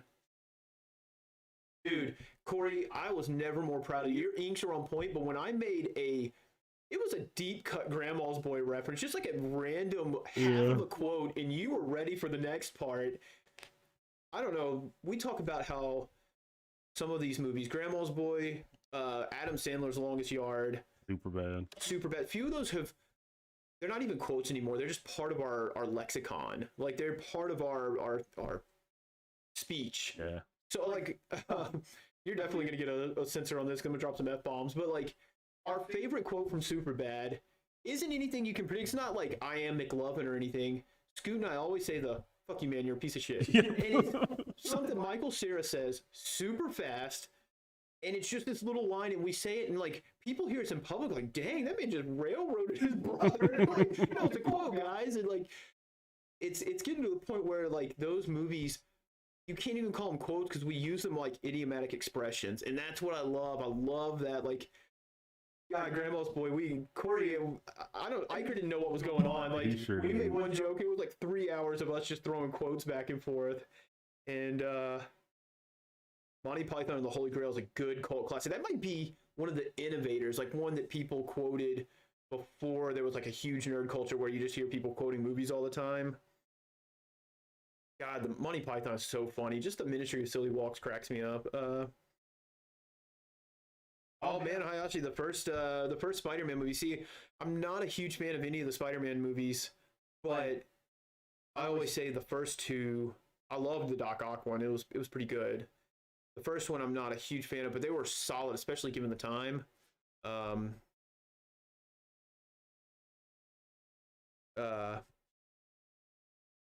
Bucks, the dolphin noises. Oh, the always breaking the fourth wall. No, wait a minute. I get a second shot. You change your name to Latrine. It used to be Shithouse. Oh, Transformers. You gotta specify Transformers '86, the original movie. Because I've watched that 10 times this year. Yeah, it's I'm just waiting to go do karaoke and Instruments of Destruction be on there. Yeah, Iker's favorite movies are probably Metropolis, The Sneeze that Thomas Edison first filmed, stuff like that, you know. The Sneeze. You've ever seen that movie? Yeah. It's just somebody sneezing. Yeah. One more time. It's yeah, I love that idea because it's like I guess if things were still like eHarmony, if dating sites were still like that, I don't want to know what your star sign is. I want to know what movie you watch when you're sad. What movie do you watch on repeat because you just start it up and keep going? You know, the National Treasure movies are on there for us. Yeah. Because I can tell more about somebody from what movies they watch than like any other defining feature of you. There's an ongoing joke of like the young people in our run group is always, they'll be like, I'm not that young. Like, what's the first Disney movie you saw in theaters? They're like, if you say Lion King, you're young. Like, and then probably Hayashi's in here, like, you know, Tangled or something. But good movie. Yeah, solid movie. But Way Back, yeah, that one's that's a great. Way Back is probably the best coming of age movie in like 10 years. Probably Sandlot's my favorite. Ooh, Dope was an amazing coming of age story. Yeah.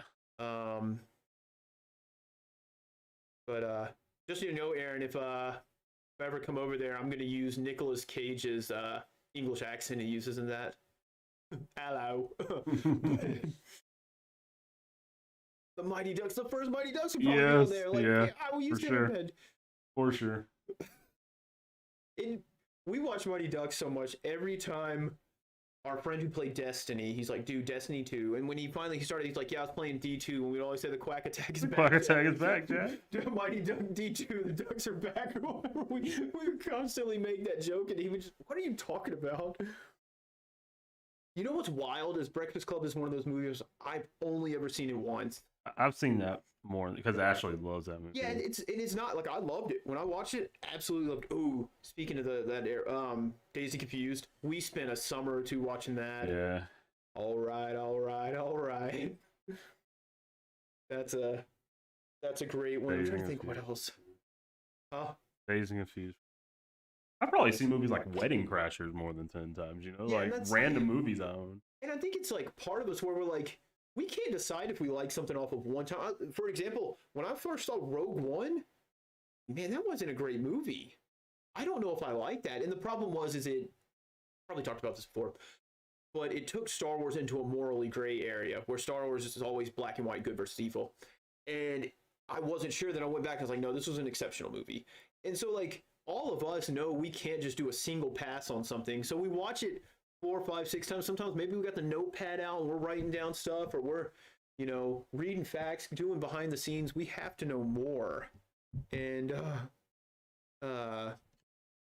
it's what makes us do it. But when we find a movie, I mean, John was right when he said Raiders. I could have guessed Raiders for him. Yeah, for sure. That man came to Indy 4 dressed like Indiana Jones. I was so impressed. I mean, it was awesome. He had the Grail diary and all that. I mean, it was awesome. And he He likes Temple of Doom, so you know he's a real fan. He's a diehard fan. His favorite scene's the monkey scene in the 4th one. God.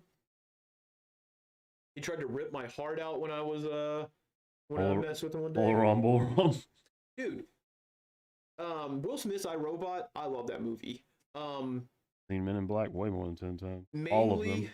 Mainly, Alan Tudyk's performance as Sonny was incredible. That was just a fun movie. I enjoyed that. Yeah. God, Men in Black 1. I remember, I think the only time Scoot's ever asked me to change something is I came home. I worked overnight for a while Scoot worked days. And I would come in at like 6 in the morning and he'd still be asleep. And we were sharing a room still because, God, we were like 19. Well, I was like 19, he was 20. And I would turn on Men in Black 2.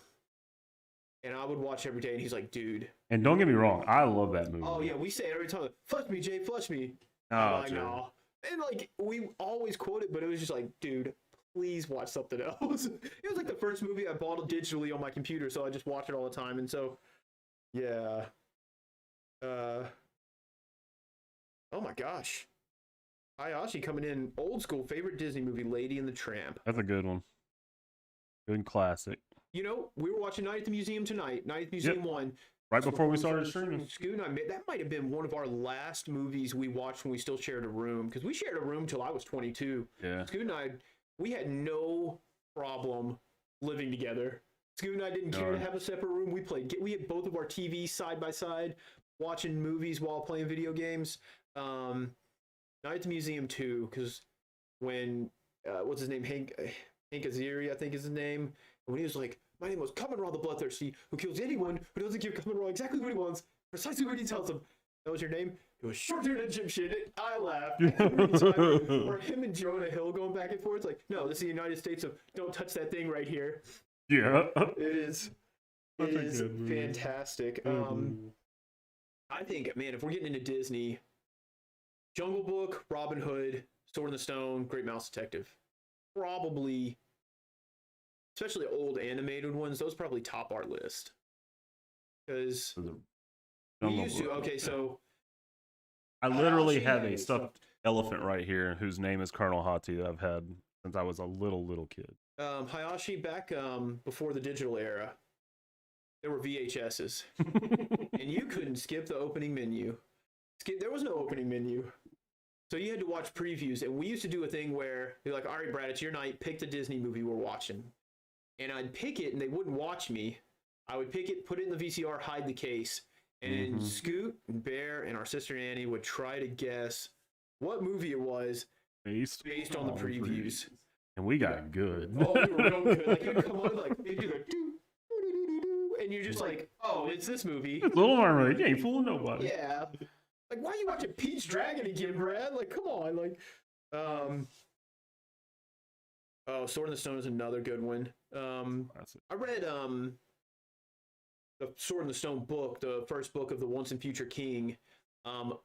Totally read it because it's Charles Xavier's favorite book. And Disney did a darn good job of interpreting that into a animated film. Super good. The only thing is in Sword in the Stone, Wart and Merlin meet Robin Hood, and they missed a chance of doing a crossover with the animal Robin Hood. The only thing that I didn't like about that, but super good.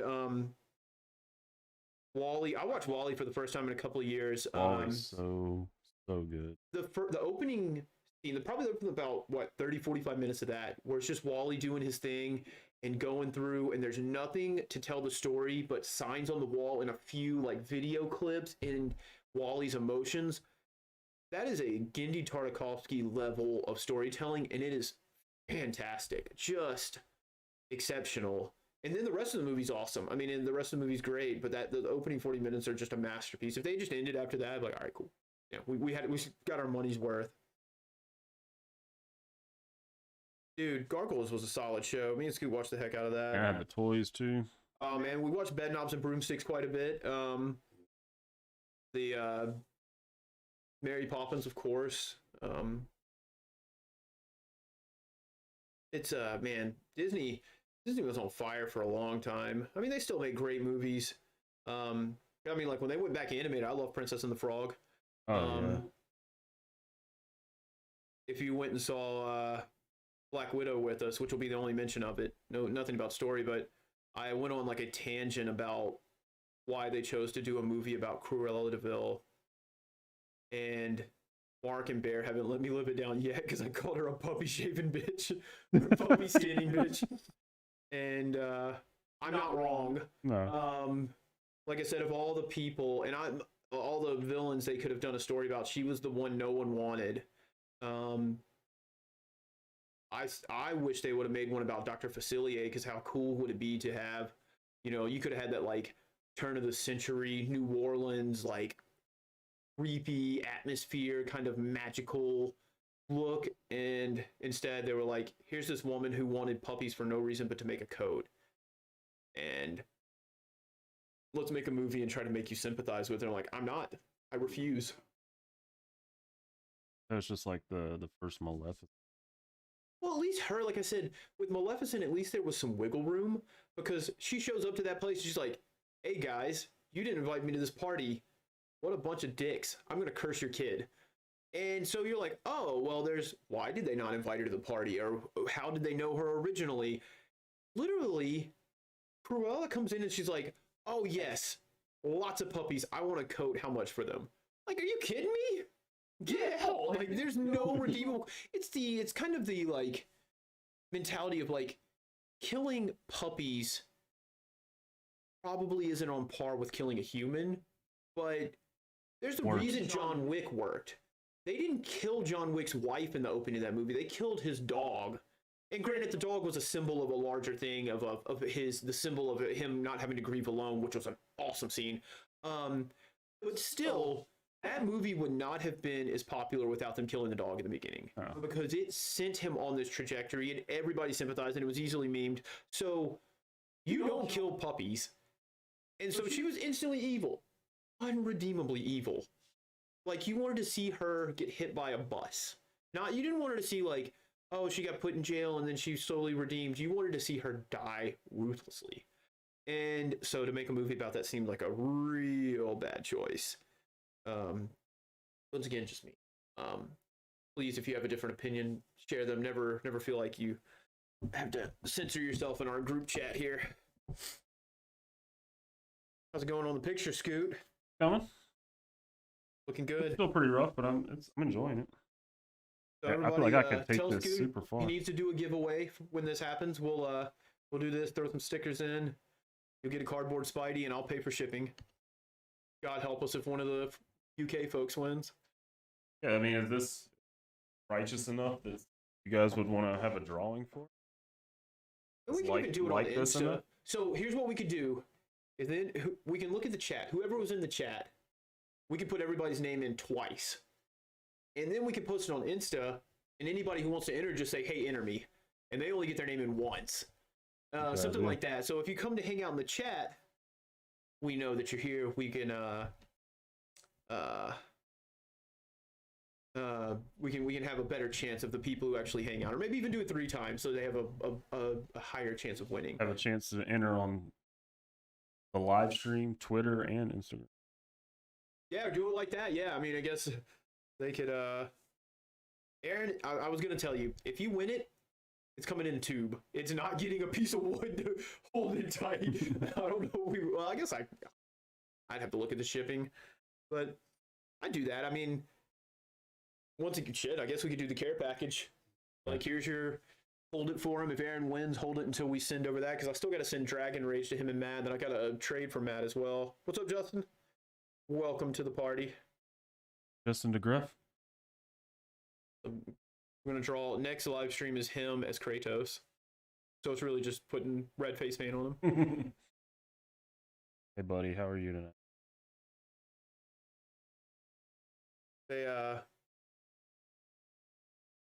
He might have a 2-day hangover. He was, if you guys don't know, every July we have a pretty sizable friend group outside of the comic community, believe it or not. And a lot of them have their birthdays in June or July, kind of in a cluster. And instead of, God, I guess it was more than 10 years ago, we decided that instead of having a bunch of birthday parties, we had one blowout. And obviously we didn't have one last year, so everyone was making up for it this year. and there were a bunch of really drunk folks there, and it was just a really fun time. But when I left Justin, I was a little concerned for him, but He was fun when I fine. left, but it was Amanda. Oh yeah, I heard She wasn't Amanda doing didn't feel too so well. good. But she trooped through Nice, it. Justin. She trooped through it. Oh, Aaron, I'm glad you called onto that.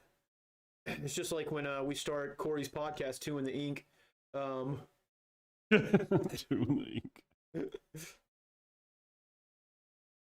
Well, then if you're gonna throw inks on this, then I probably need to tighten it up.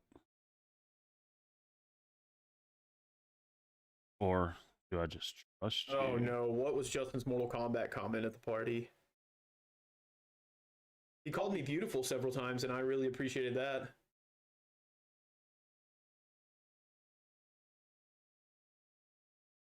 I fell to the... I had to get up the next morning. I got up the next morning and did a 15-mile run with some of my group, and I was kind of leading it, and I was one of only like 2 or 3 people going, so I had to get there, so I didn't drink. But that also meant I ended up being a designated driver, so I dipped out of the party a little early, which is fine. I mean, I got more sleep.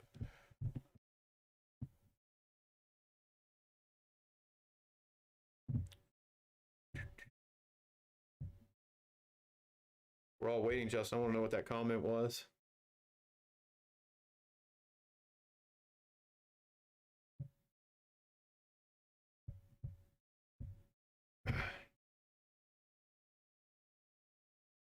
Think you're gonna finish this in one session?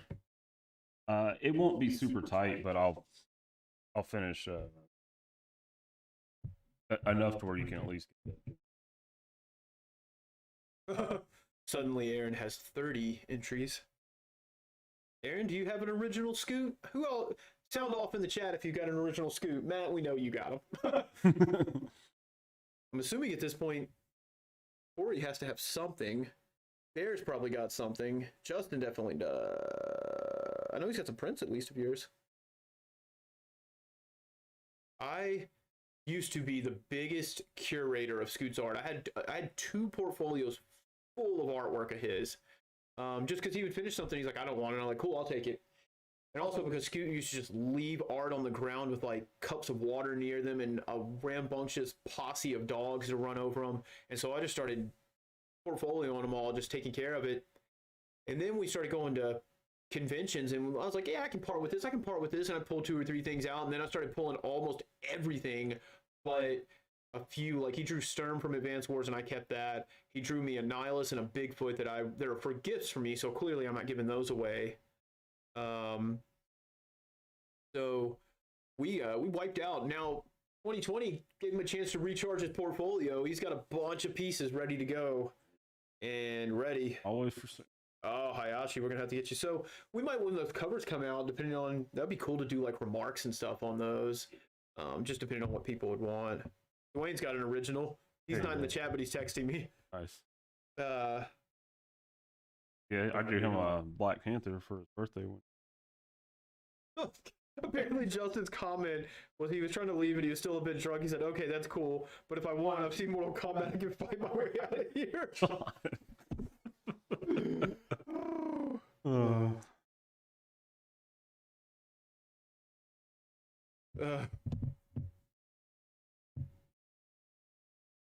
Oh my gosh.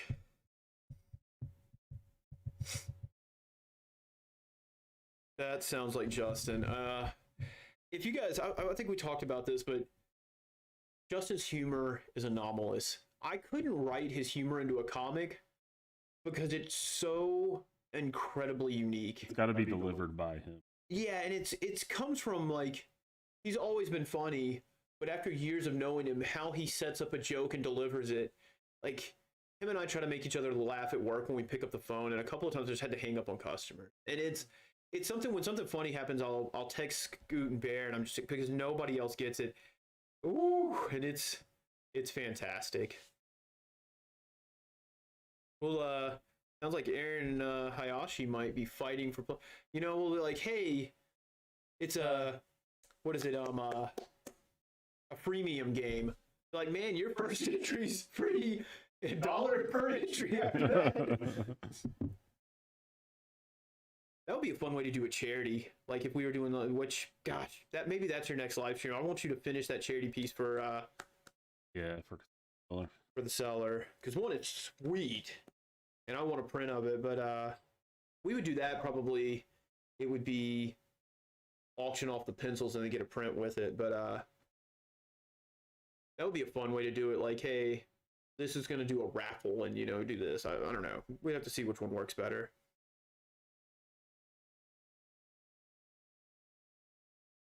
Hair already looking tighter, looking good. I'm still. I mean, it's definitely not tight. Like when I zoom in, you'll be able to see, but it's there. So if I do, this will be a giveaway. If people want it to be a giveaway, it'll be a giveaway. I'll tighten it up a little, but not enough to take me away from being. Yeah. And then Corey's already donating his inks. So. Oh, to this? Yeah, he said I'll throw inks on it. Sweet. I guess whoever wins, do you want the original ink? Do you want the digital and print? Well, no, that'd be a bit much. But yeah, it's cool. What I'm trying to keep Scoot doing, and what just seems like what he is doing without my guidance, is the only time he's not working on pages is when we do these. Yep. And it works because you get to knock out a commission. Yeah, that's why I've been doing those sketch cover commissions here. So that, they're sweet and they're quick. And it's something good to stream. Yeah, and more recognizable characters. I mean, especially with pages, one, we don't want spoilers. And two, if you're sitting here, one, they're characters you don't know yet. And then they're being that it's original and it's not just a pinup, I can only imagine how much time you sit and just stare at it, or how you rub it in and then erase it. It can be very boring to watch me draw a page.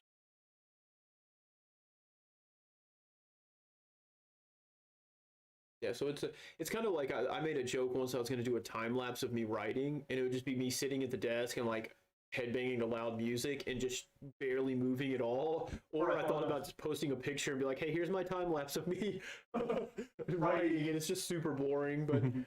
But yeah, so pages, unless there's just something like somebody's like, let's do a demand for it or something, I think we'll always keep pages off stream. Yeah. I do have, when we were doing B-Movie Saga 2, when we first started, we were kind of hashing out a cover idea, and I pitched one, and Scoot tried it, and it was, I still stand by the idea. It's great. It's a cool idea. But it didn't work for the cover because, one, it had the Wonderwell in it, which is like a different ship. It's not in this story. But I'm going to hopefully convince Scoot to finish it. Maybe pay him for it like I do. I'll redo it. And, yeah, well, redo it, not finish it, excuse me. Finish the original idea, because I think it would make an absolutely killer print. I don't know. It would. It really would. It was a cool idea.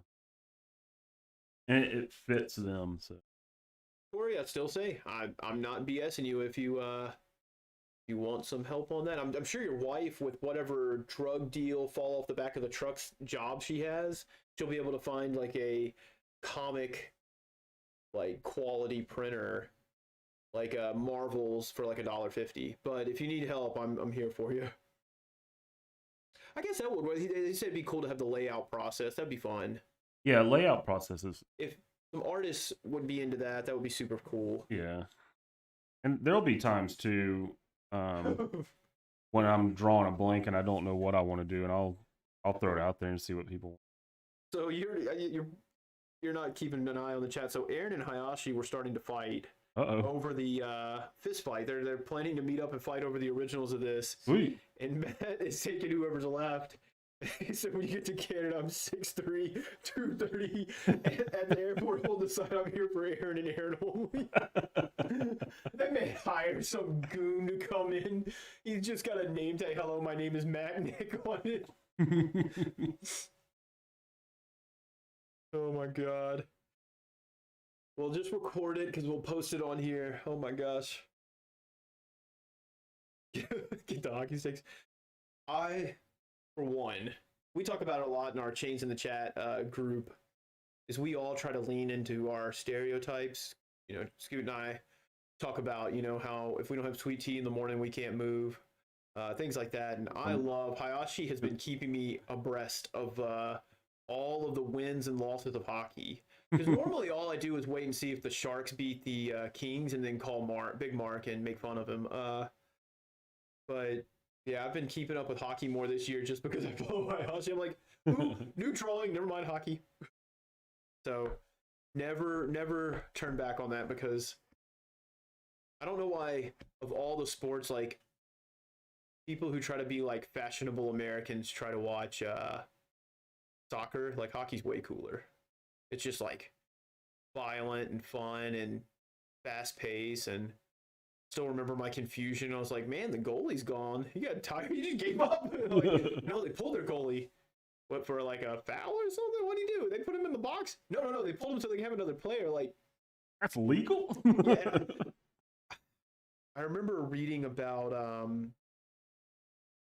how in hockey, if there's like overtime, at a certain point they drop a second puck on the field. And I was just like, what? Yeah, it's like quadruple overtime or something crazy. Let me see if I can pull it So up. I work at a sporting goods store, guys, and I know nothing about sports. Oh,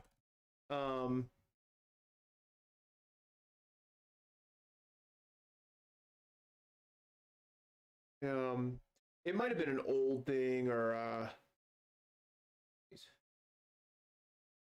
but I was reading it all. It very well could have been a lie.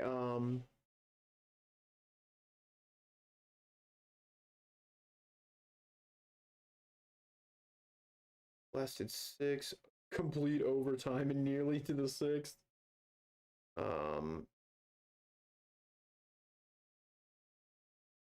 It might have been a lie. Either way, that sounded awesome as dropping a second puck. Like it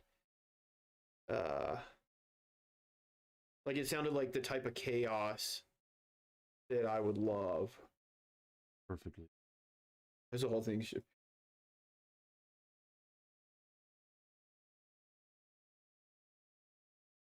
Maybe I was misled.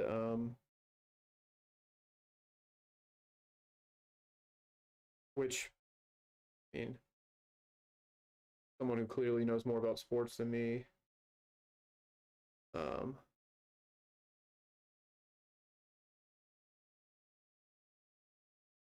Or if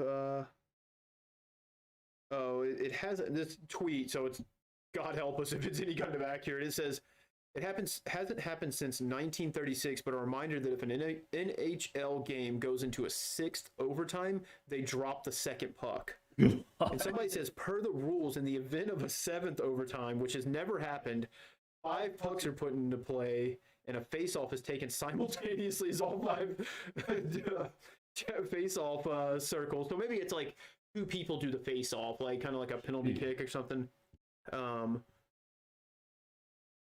This one says rules for an 8th overtime, which again has never happened in the NHL, are sealed inside a red envelope, which has not been opened since 1917. So I don't know if any of that's true, but God help me, I hope it is. If Haji hasn't heard it, I'm going to assume it's a myth. But, because I think that, like, how similarly, when Americans are born and they get a birth certificate and a gun, he gets, like, his birth certificate and a hockey stick. So, yeah, I don't know.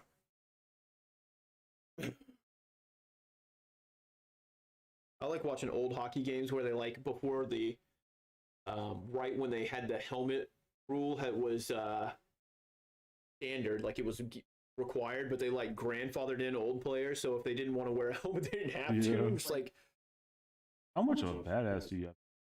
Yeah. Not wear a helmet. I'm not even sure I can ice skate. We don't get enough ice to try. I've ice skated once. It was super fun, but I wasn't that. Kind of like snowboarding and skiing. Like, we just don't get enough. Oh, I want to snow. I don't know. I need to try skateboard again before I try to get on a snowboard. Man, one day we're gonna have to show some pictures of us being rad on skateboards. You got them. You guys think we're cool now? Just wait. You're gonna want shirts with us skateboarding on them. I don't even know what cool is. Me wearing my skateboarding is not a crime shirt and my bucket hat and my green Emerica. What was it? Was that Emerica? Emerica shoes. Man, you're right, Aaron. I got a gym membership just recently just to swim, and I just got to tell you, I am not great at it. I'm a survival swimmer. I could probably tread water until a boat came to rescue me, but I'm getting better. But boy, like first day I go in there and I'm just like la da da, like I'm like the kid Splash, and I got little water wingies on. I'm having a good time, coughing up water because I don't know how to breathe while swimming. And in walks this Michael Phelps of Memphis, and he is just like He's got cupped. He's just been cupped. He takes his shirt off and he's like 6'4", lean muscle, you know, abs, wearing the little tights, you know, glutes for days. And I'm just like, all right. He puts on the hat, puts on the goggles, jumps in and does like 15 laps without taking a break. And I've only done like 10 and 20 minutes. And I'm just like, get out of here. You've been having fun. No, Aaron, I did not wear JNCOs. I wore jeans sometimes, but mostly I wore shorts when I skated.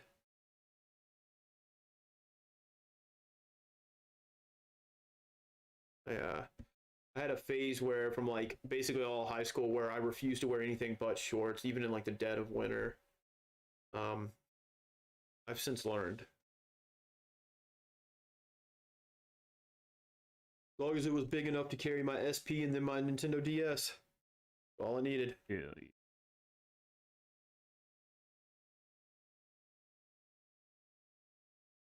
So whenever we have our first Scoot Squad Brute Studio Summit where we get all of our comic community over here, seems Aaron and Matt are going to have a cooking oil wrestling match, and Ooh, we're going to stream that.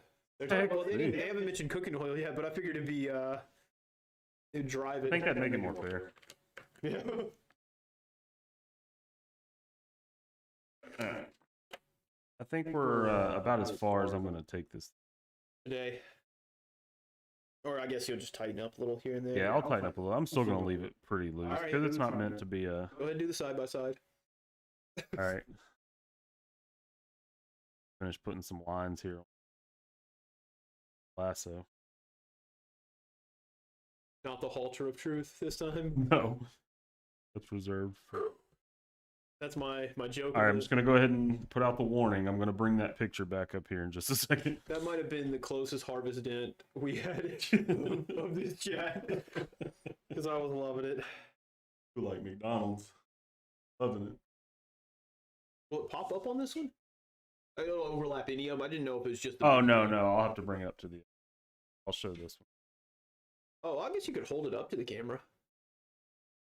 Here. I only have... So let me do this. All right, so here's where we are. Looking stellar. Again, it's pretty darn loose. And everybody in the chat, go ahead and tell them that's not super loose. Tell them to get the fuck out of here. Super loose. I mean, look at all the lines in the hair. Like, that needs to be clean. Any of you going to be upset winning that? Nah. Make sure to sign it.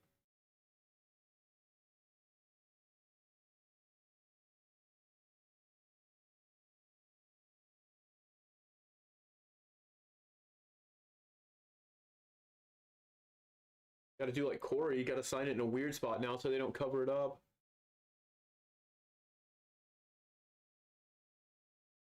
Cool.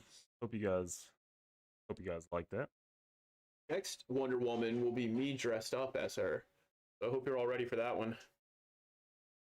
Just bathing suit, no skirt in that one. Trash. Can I say this? Fuck you, Corey. You're fired, Corey. Corey, you're fired. Who was picking on Corey so bad we had to hire HR. Grant, unfortunately, Corey is HR. Corey to be HR. So the complaints are just his complaint is just a shredder. You just put your little paper complaint right in there. And okay, you guys ready for it? I have to scoot it a little more left. Well, I have to bring it up here. Oh, it won't go up over the. Oh wait, hold on, wait. I can do this. Let me just do something real quick, guys. Hold on. You screenshot it. I can do this. I can use what's already on. Bear with me, guys. Corey, I think in order to get fired, HR has to sign off on it. Here it is, guys. All right, we're back. 1, 2, 3, 7. And here's the new. I mean, clearly there's no difference. Basically the same picture. You remember in 10 Things I Hate About You when he holds up the two pictures and they're exactly the same? Same thing. That scene. God, it just popped up on my screen. All right, everybody. We need an emote for this. What's the Wonder Woman 1 emote we're going to have? Is there horse faces? Horse faces, yeah. Horses in the chat for Wonder Woman 1. Horses in the chat if you like the first one better than the second Horses one. in the chat regardless. Horse. Send it. That's it. Nightmares again.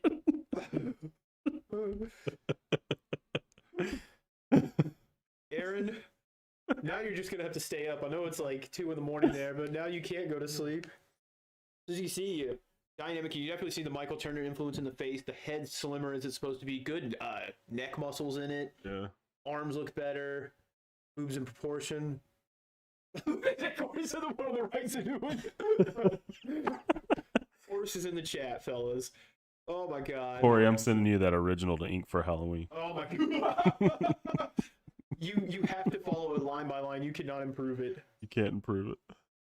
They got galloping horses in the chat. Good night. Should we keep it on screen? Horseface says nay.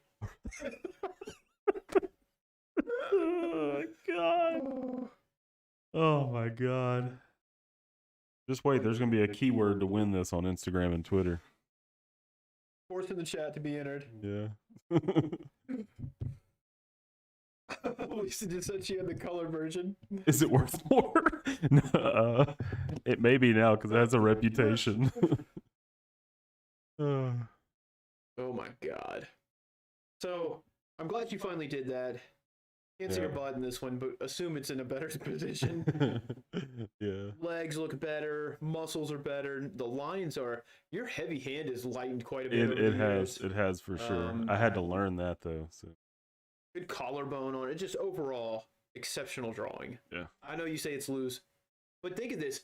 How long did that picture on the right take you to draw? A couple of days? Yeah. I remember... Maybe working on and off for a week or so? Yeah, a few hours. Overall, probably a few hours. Just combining the time. Yeah, and this one you've worked on for maybe an hour, and we've stopped a lot to make stupid jokes. This was not even your full attention, so man. Oh no! Lisa said she's going to get the color one. Oh. That was colored with Copic markers, by the way. I'm pretty sure. She has the original colors. I'm pretty sure I've got a picture on it. So now we have to get her a better one now. Is it worth more? I hope you put it up with all your Wonder Woman stuff. Whoa. So I'm gonna bring it up. We'll put it next to the other one. Get that monster off the screen. Wonder Mare. Wonder. We're gonna...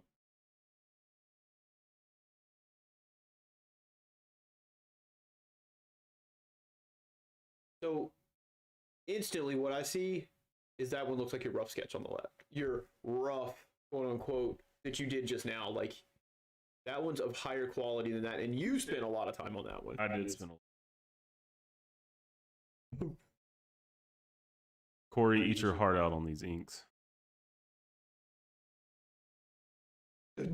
Prince Dwayne. I'm glad you guys got to witness that. And I'm glad none of you sugarcoated like, man, no, you did a pretty solid job at the time. Like, I'm glad we all got it. We just had to get it out there. Joke about it all the time. It You're had not to hurting be. his feelings. He knows it's not up to his quality now. It had to be out there.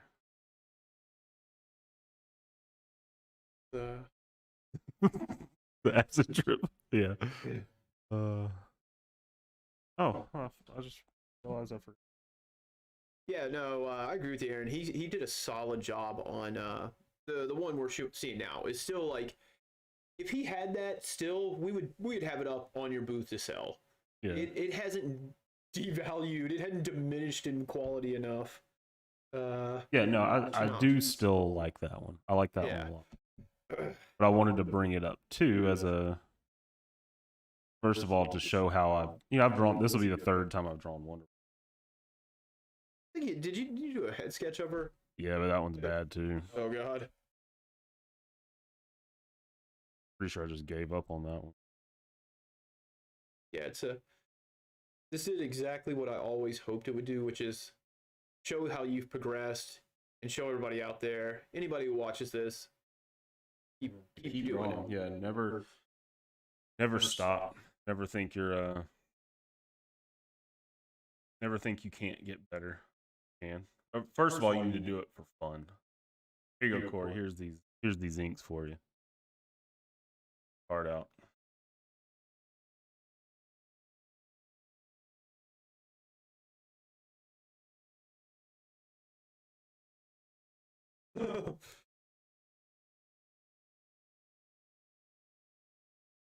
Or you were saying you're having I was trying to send you some Sharpies so you could speed up your inking process. Don't do it. Give me one of those fat ones too.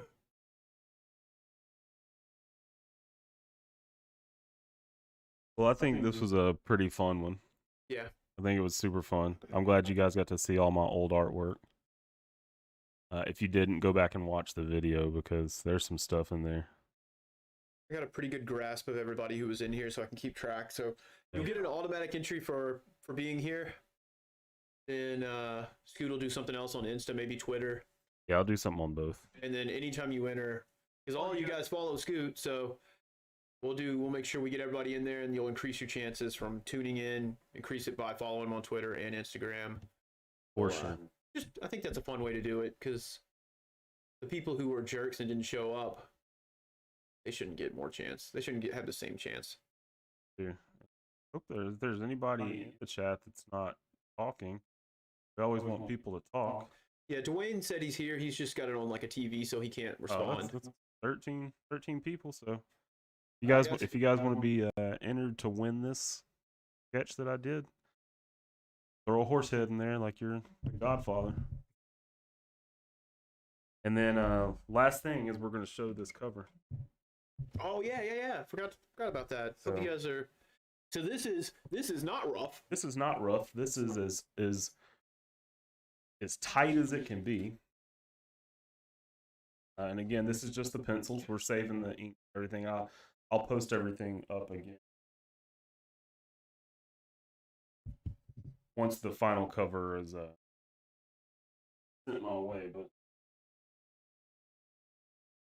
much so.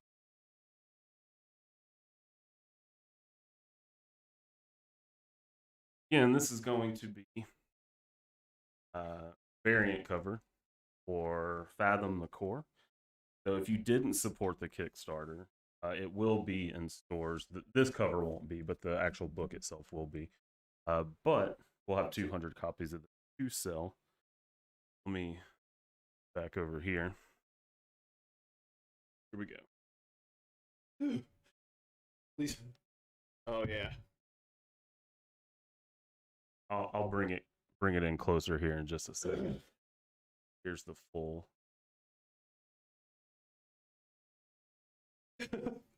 You guys, flirting with me is not going to increase your entries. That gif of the dog getting cupcakes and having like a PTSD flash. I'll show it to you later. I sent it to Aaron and said, "This is more than you can think about that from now on."